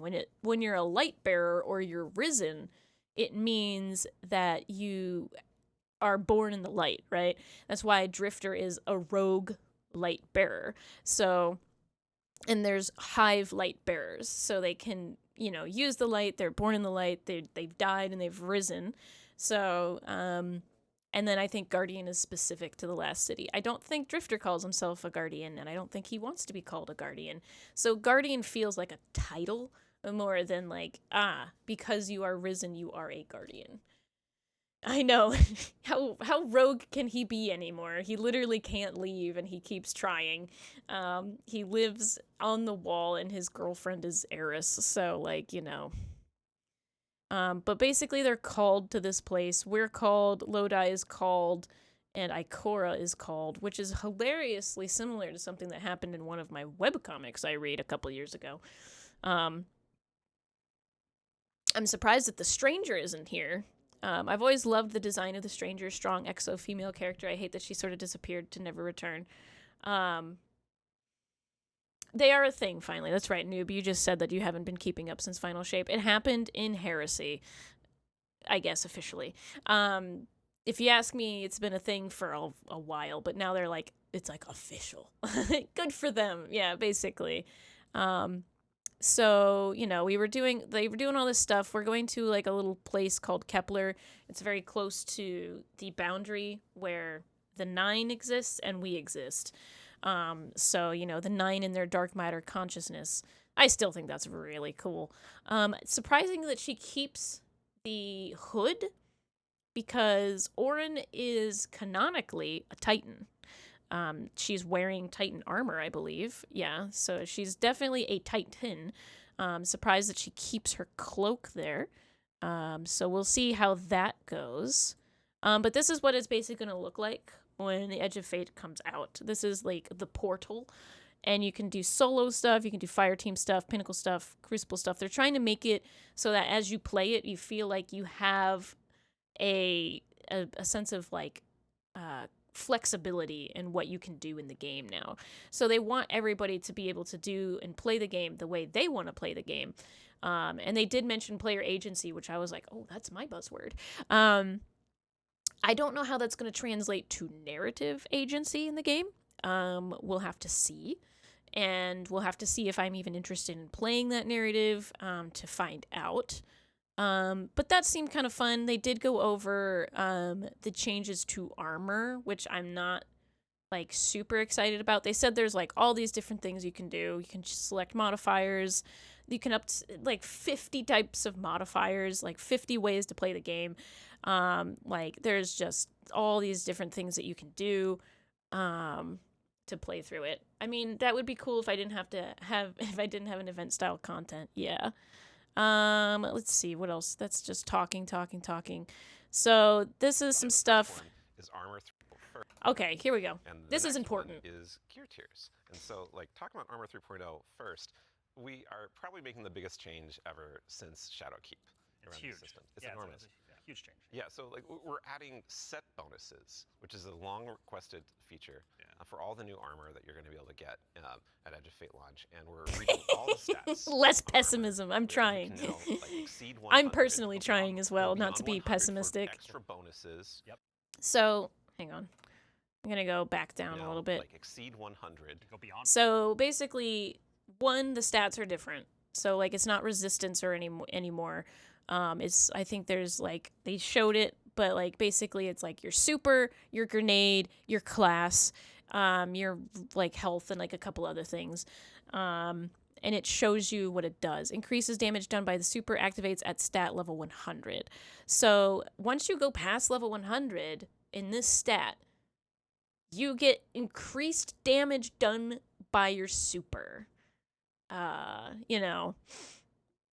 Redoing all So the stats. when you do these stats and you go over 100, you get extra things. Like this one says extra damage done by your melee attacks. And so guess what? The meta is now going to be whatever gives you the most in super or grenade or class to do as much damage as possible and like nothing else. Like that's what I'm imagining the entire meta is going to go towards. And Armor, where they can now like exceed 100. Go beyond 100. and so now they also do this, which is a very Monster Hunter thing, because Monster Hunter is the first time I was experiencing this. And this is where the armor sets have bonuses to them, right? It's going to say, like, if you have 2 pieces of this armor set on, you get Wrecker, which does this, and if you get 4 pieces, you get this. So I'm not sure how that's going to play out, but we'll see. Go beyond 100 for extra bonuses. Yep. We're gonna every single piece of new legendary One armor that shot drops is shoulder going to charge have might be all the energy moaned, filled yeah. in, so you can build crafting right away, and it's going to essentially like Yeah, so like you've got, if you have 2 sets of this specific set, you know, you get after final blows with missile, rocket launchers, or grenade launchers, you get some speed, you know, and we'll see. We'll see. there's more features actually that I could talk about, but I don't think I'm allowed to yet. Fair. Well, something that we can talk about too. You mentioned gear tiers as well. Yeah. And now there are Talk about that tiers one. for Yeah, so gear gear as tiers are very well. exciting 'cause every So single legendary that's weapon going on. and Is armor that's going to go. is going to have 5 gear tiers, starting from 1 going. So like this is a 5-tiered armor. The tier is over here, right? And I'm assuming 5-tier armor is something like you do a Nightfall on Grandmaster, and instead of Adept, you get 5-tier armor, right? And then you have armor. You have 11 energy shot slots for your armor mods, right?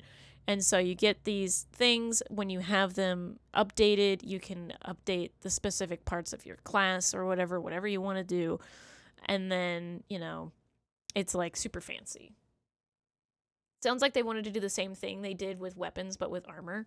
Yeah, they also have tiered armor now too, so you can also see the gear is up here as well. So in theory, it's nice. You have to regrind everything. This is to try and get people to grind armor. Literally, instead of just having a piece of armor that has stats that you like and you just keep it on and then you just keep changing out what it looks like, because that's what fashion is in this game. They want you to grind out armor so that it has the stats specific to what you want. And so they're trying to get people to actually do more stuff with armor yet. So I will say this looks better than the original iteration that they showed 2 months ago in the TWID. This looks better. It doesn't look as oppressive as I thought it was going to be. So I don't think exotics will be tiered.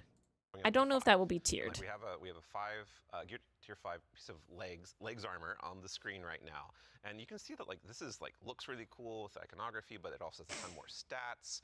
And oh look, what's that? Yeah, what's going on with the energy there? Yeah, the energy. Ben? Yeah, that energy says 11, and it's true. 11. Yep. It's not a typo. Like energy is going to 11 for higher tier. So armor. yeah, And when so you if have higher want that tier for your armor, you build get right more now, energy. it does, Yeah. like, give you some new options you never had before. You're gonna have to challenge yourself to get. So more basically, it's higher. like the artifice armor or whatever people had, where you had an extra slot where you could put more gear and stuff. higher tier armor, and It's armor, right? When it comes to weapons, they're obviously getting their own refresh as well. Yes. What's Destiny without chasing some? You read hot my mind. weapons? yeah, like weapons seriously. are part of the player identity. You know, some people like have a gun that they love. You and got fashion, and then you have gunplay. No, that's you're fine. true, though we Continue do to be have chatty. fashion I for like your the guns. chattiness. Hey.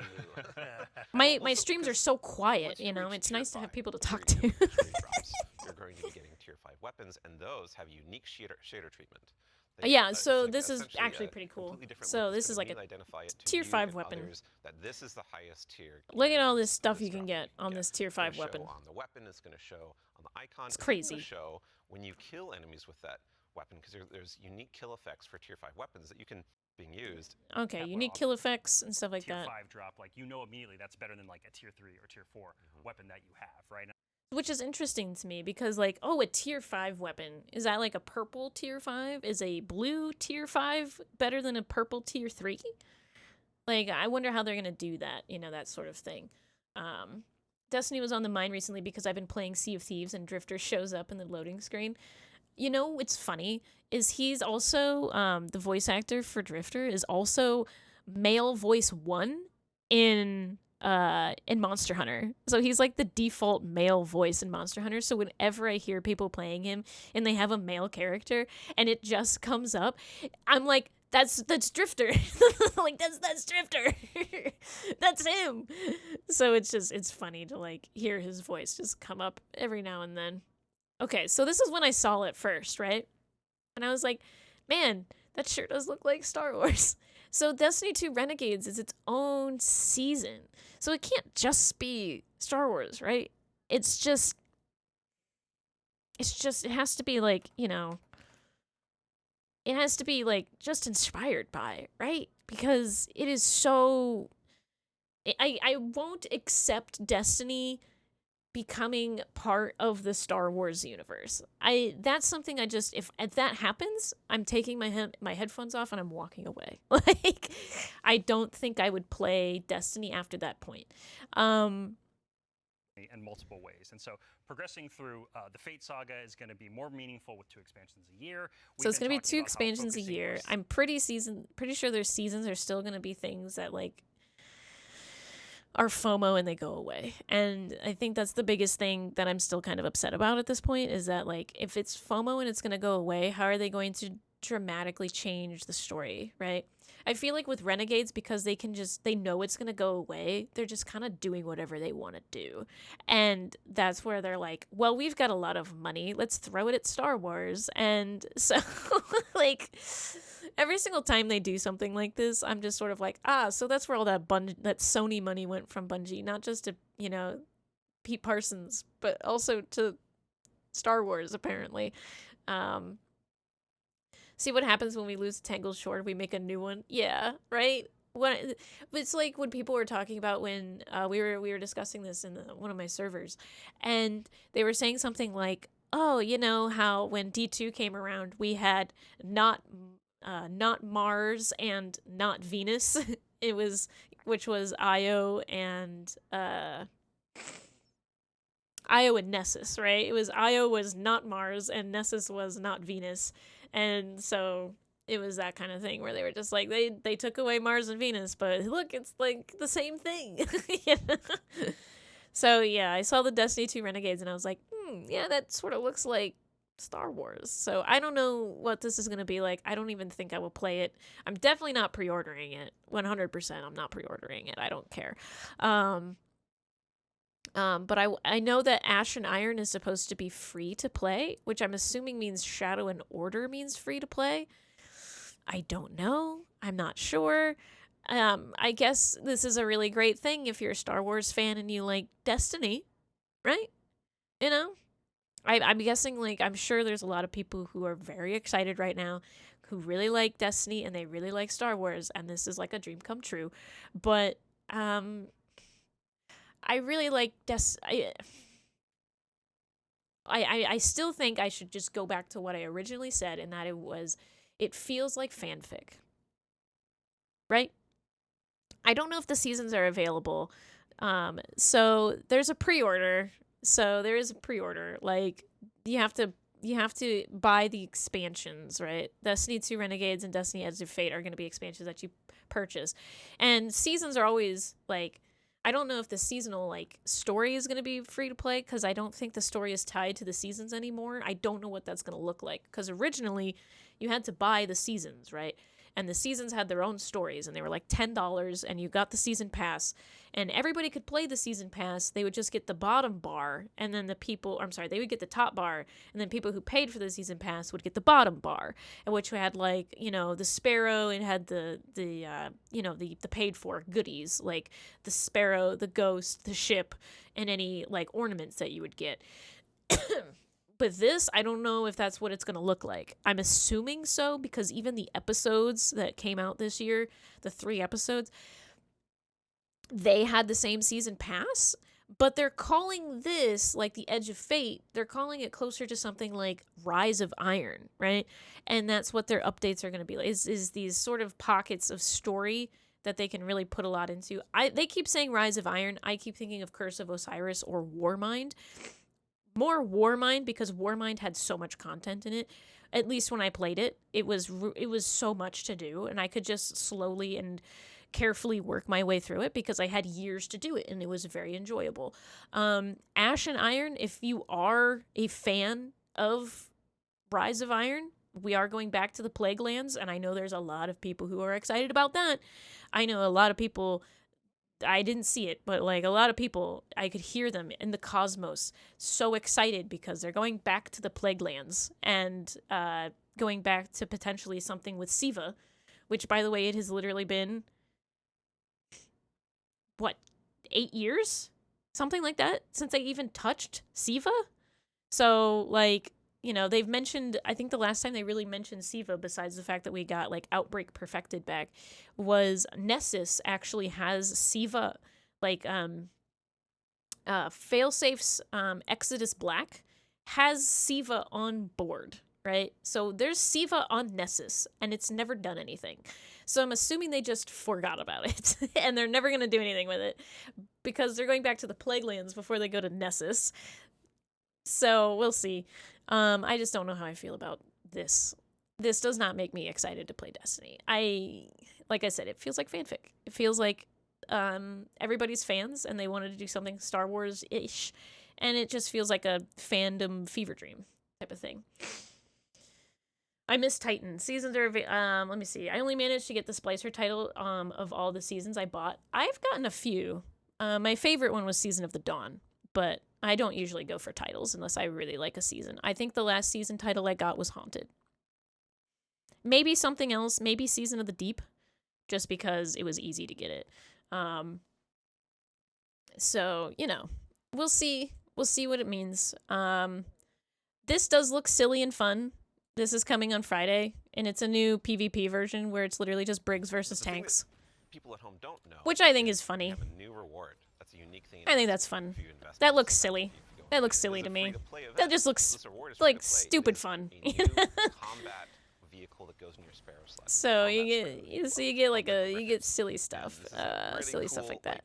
The other big thing that actually made me very excited. Let me see if I can find it. There is now a shooting range in the game. Everything in your kit, everything about your build. So as you can see here, they actually finally put in a shooting range in the tower. You can finally go someplace and test out every single weapon that you have before you use it. You can actually, before you go into a raid, before you go into a dungeon, before you do anything, you can go in there with your full fire team and test out your weapons to see how much damage they actually do. Which I feel like this should have been something that they had in the game at launch, but it's good that they have it now. But it's actually a true dedicated shooting range. You know? And so this is, you can do any of your, you know, your supers, you can test out any of your builds, you can test out any of your weapons, see what gives you the most damage, you can see the damage numbers in real time to know how much is happening, and it's just, it's something that the game sorely needs when you're a shooting game and you have guns and you need to know how much damage they do. So This is right around the corner. It's as well. summertime, right? It's Yes. summertime. Yeah, and that's just a cool effect you can get. You can They put a call it the holo tier foil. Look at five that, it's a tier holo foil. 3. You know, Cute little that's tier gonna be 3. a chase. So, Our other events will also have hollow foils. Yeah, like arms week. but then Arms we Week, have like the this renegade stuff. December. And to really drive it home here, Renegades is a So the wonderful- tribute hall, I do remember that, right?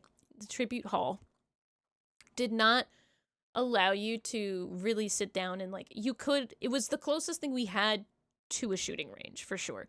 And I 100% miss the tribute hall because I could practice things like scatter diving or like, you know, like well skating or shatter diving or like whatever weird thing. I could practice using a sword in there and, you know, doing sword jumping or whatever it was before I think it got patched. I could learn those things in the tribute hall because there was enough space to do so. I could take pictures of like screenshots of like enemies and stuff, and I really appreciated that. Like I could see what their designs looked like up close without them trying to kill me or being dead on the floor. So I liked that a lot, but this I think is a more dedicated shooting range that allows them to attack you to see how much damage they do to you. And also like gives you unstopped champions and stuff like that. You can basically put in anything, I think, but a raid boss in there to see how much damage it does. I don't know about this Renegades thing. I'm assuming it's, if I have to guess, like when I first saw it, I was like, oh God, you said it's a speeder, right? That's what the bikes are. The speeders would be cool if they were like sparrows that look like speeders. I think that would be kind of neat.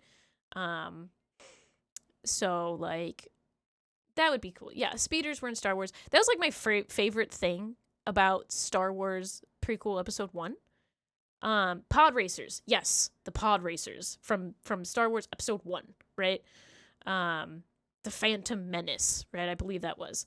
That part in that movie was like my favorite part of that movie was watching those pod racers. Those things were cool as hell.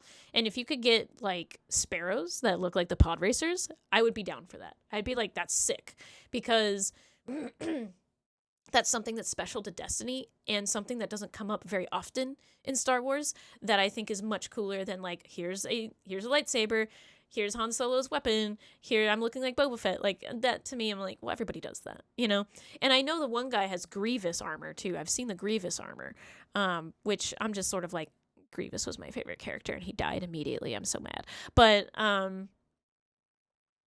want it to be just Destiny 2 side story, right? Sparrow racing is one of my biggest gripes in Destiny 2. Yeah, me too. I really wish that we had more sparrow racing. As somebody who never got to play D1 and never got to experience sparrow racing, I really wish that they would make sparrow racing a thing again, because it is something that to me is ubiquitous for Destiny 2. And whenever I hear about people who played Destiny 1, they want sparrow racing back. Like, it's their biggest thing that they want to have back, is they don't care about like any other PvP modes or whatever. They want sparrow racing. They want to race the guns or the cars or whatever they have. And maybe it's because in Destiny they're all the same speed, but at that point that means you have to have your individual skill, because trust me, I'm really bad at sparrows. I'm really bad at driving a sparrow. I'm really bad at driving a skimmer. So it comes down to individual skill and how good you are at driving a sparrow. But like, why else give sparrows like any kind of abilities whatsoever if you're not going to be able to race them? I do wish we had sparrow racing 100%. There was a handful. They weren't. Yeah, they used to not all be the same because that's why everybody got what was that one sparrow from Always on Time?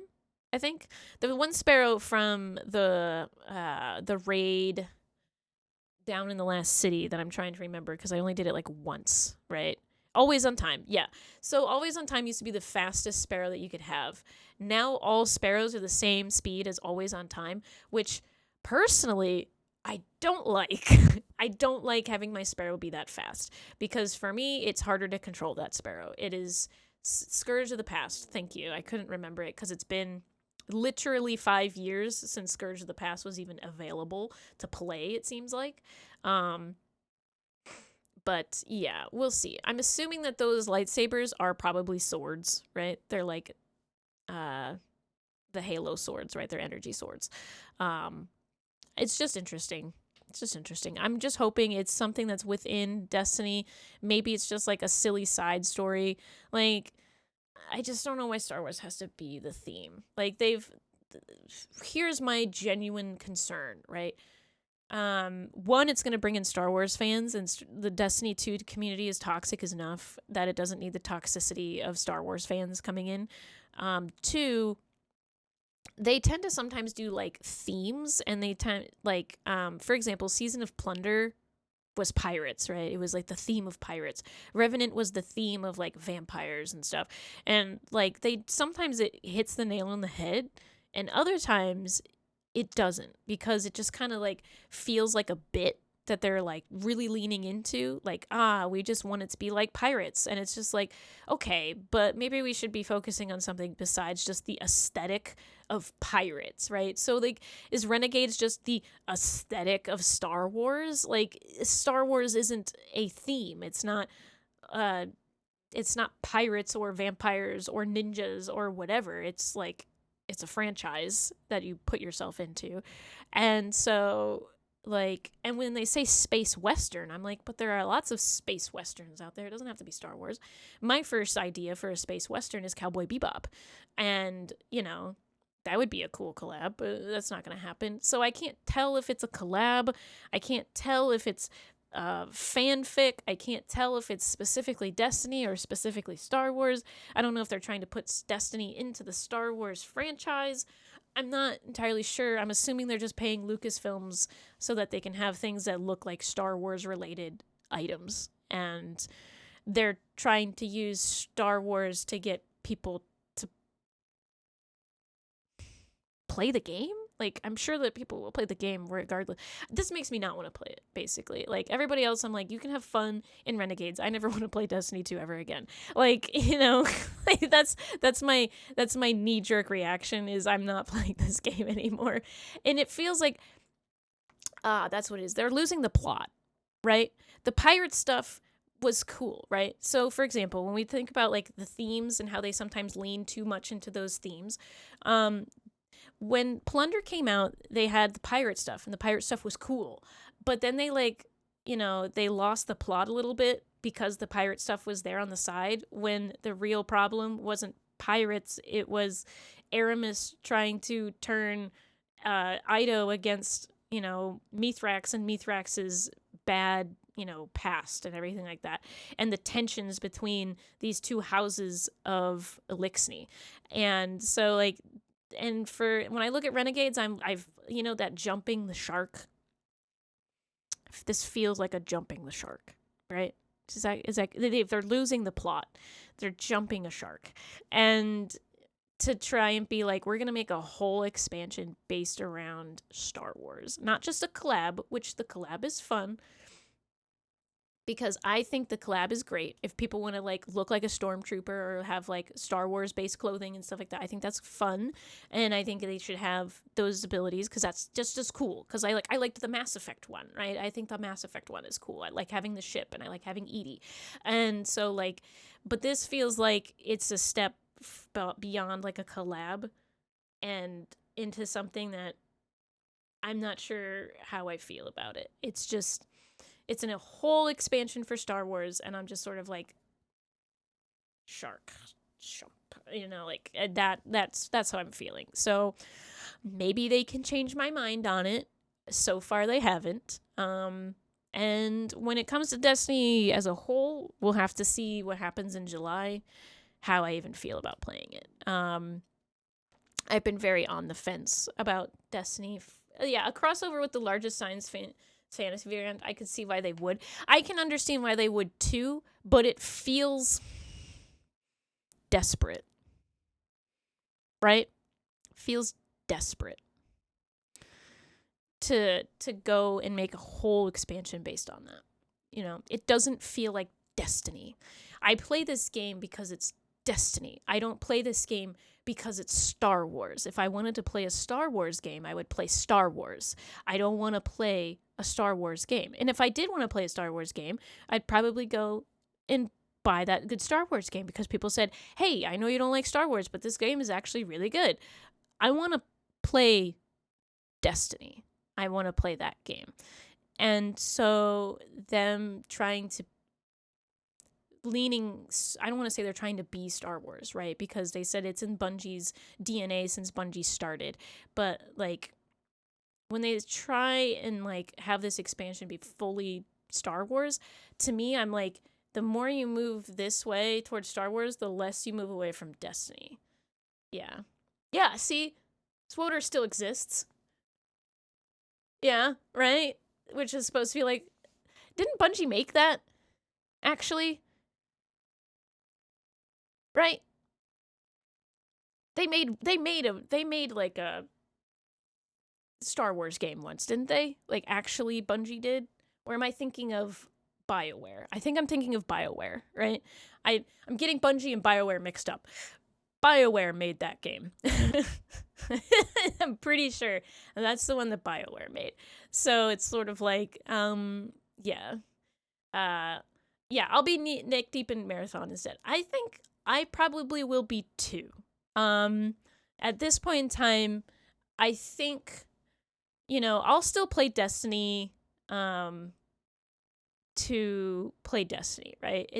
I think I heard I was watching the Destiny Digest podcast, and somebody in chat said, Destiny has become I'll play it with friends if they ask me to game. And I think I agree with that, right? I think that's a good sentiment to have. Destiny is now if my friends ask me to play it, I'm going to play it. I am like, if I need to do raid helps or something, I will do raid helps. If I need to do dungeon helps, I will do dungeon helps. But I don't think I'm going to play it for the story anymore. We'll see what happens with Edge of Fate. Edge of Fate does look kind of cool, and I'm happy Orin is back. And I still think the aesthetic of the game looks neat. I want to see what that, screw attack morph ball is all about. I think that's really cool. But I don't think I'm going to be putting money towards this. If I'm going to put money towards Bungie, I'm putting money towards Marathon. Because Marathon and what it is offering for me is stinking incredible. It is absolutely fantastic. And this to me just says everything that I've already thought about with Destiny, which is they need to move away from Destiny 2 and they need to focus on another game. And if Marathon succeeds, perhaps they will have the chance to do that, right?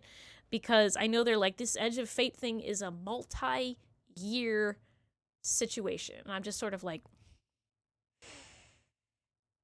get ready. Like, get ready to keep paying for this game for the next 5 years.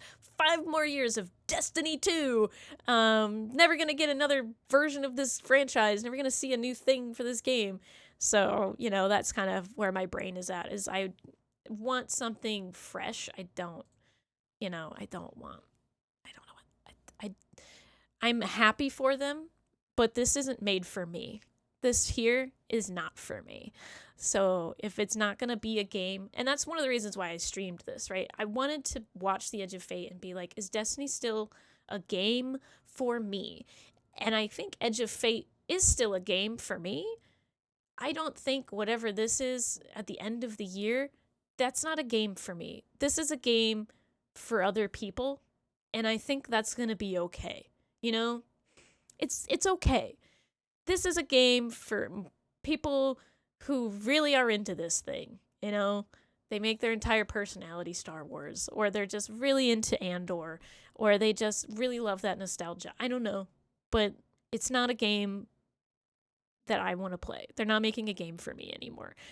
And I think by the end of the year, I'll be all right with that, you know? I think Destiny 2 will be a game where I'll be like, given a nice little pat on the head and be like, you did great. I had fun with you. And I met some really great friends. But I'm not really going to play you very much anymore. You're not my game. You're other people's game. And I'll see you later because the game that I played and I enjoyed doesn't exist anymore. It's the Ship of Theseus Destiny 2. And so, you know, I can't play Red War. I can't play all of these things. I'm going to like put some music on in the background. You know, when they first showed Edge of Fate and they started talking about like, you know, time travel and stuff like that, these people have been around for a long time, and the dates, like Drifter in the cutscene looked like he was going between younger and older and current and like all of these things. I was like, you know what would be really cool is if they use this as an excuse for people to go back in time and play through the Red War again, to go back in time and play sections of Curse of Osiris, to go back in time and play those sections of Warmind. I was like, that would be a really cool way to, one, allow new players coming in to still play these old places in small snippets that aren't just the timeline, but are actually like part of the story again. And like, you know, you can go back there and you can go out and you would like jump suddenly to Red War, or you would jump suddenly to something in like the Taken King, or like something from Destiny 1. You know, like these weird time skips and time loops that you would get yourself into. That's not what's going on. It doesn't seem that way with the story. If it is, I would like them to advertise that, because that would make me happy. And it would allow me to say, hey, if you ever wanted to play the old content for Destiny 2, they're bringing it back with this new expansion. But I don't think that's happening right now. So the fact that it's not about that, they're bringing in a new character, they're doing new things with it, that's fine. That's okay. It's just, you know, the game that I played 6 years ago doesn't exist anymore. A game doesn't exist. I still want an in-universe card game to play as a shitty mobile game. You know, if anything, Final Fantasy VII Rebirth has shown that you can put a card game in your game and people will love it. Like, you know, like, cause man, Queen's Blood is something else. I cannot wait to play through Rebirth and just get myself lost in the Queen's Blood game, because that game was amazing to watch people play. I loved it so much. It was so good. Let's see. When I was deep in Destiny, I was really wanting a survival game in the Destiny universe, like being a guardian that isn't God killer, but just trying to defend an outpost on another planet. I still have an ESO. So, yeah. I would just like other experiences in Destiny and in that universe besides this one character that we've been carrying around for the last 10 years. I just kind of want a fresh take on this system, and not like a fresh take that my character that I've been playing for 10 years goes off and plays, right? I want like a brand new story from the start. Let's close the chapter. I still consider Final Shape to be like the closing of a book, you know, and now I want a new book to open. And I don't think this is the new book I want to open yet. So we'll see. I have ideas all the time for what I would like for Destiny, but I don't think the game Destiny is going to want to do that. So, you know, with that said, I'm going to put some music on really fast, and I am going to take a quick break, and then I'm going to figure out what I'm going to do after that, because I still want to play some games today. I don't want to just talk about this, but I do need to go to the bathroom, and I want to get a bite to eat and maybe something to drink, because I haven't drank anything and I've been talking a lot. So I'm going to do that. Yeah. I'm going to do that, and I'll be right back. So watch some ads. I'm going to put some music on in the background, and then I will be right back. So just take a break. Everybody, get up and stretch. Whoopee! Multi-year Fate saga. God damn it. That's not what I wanted to do. Be right back.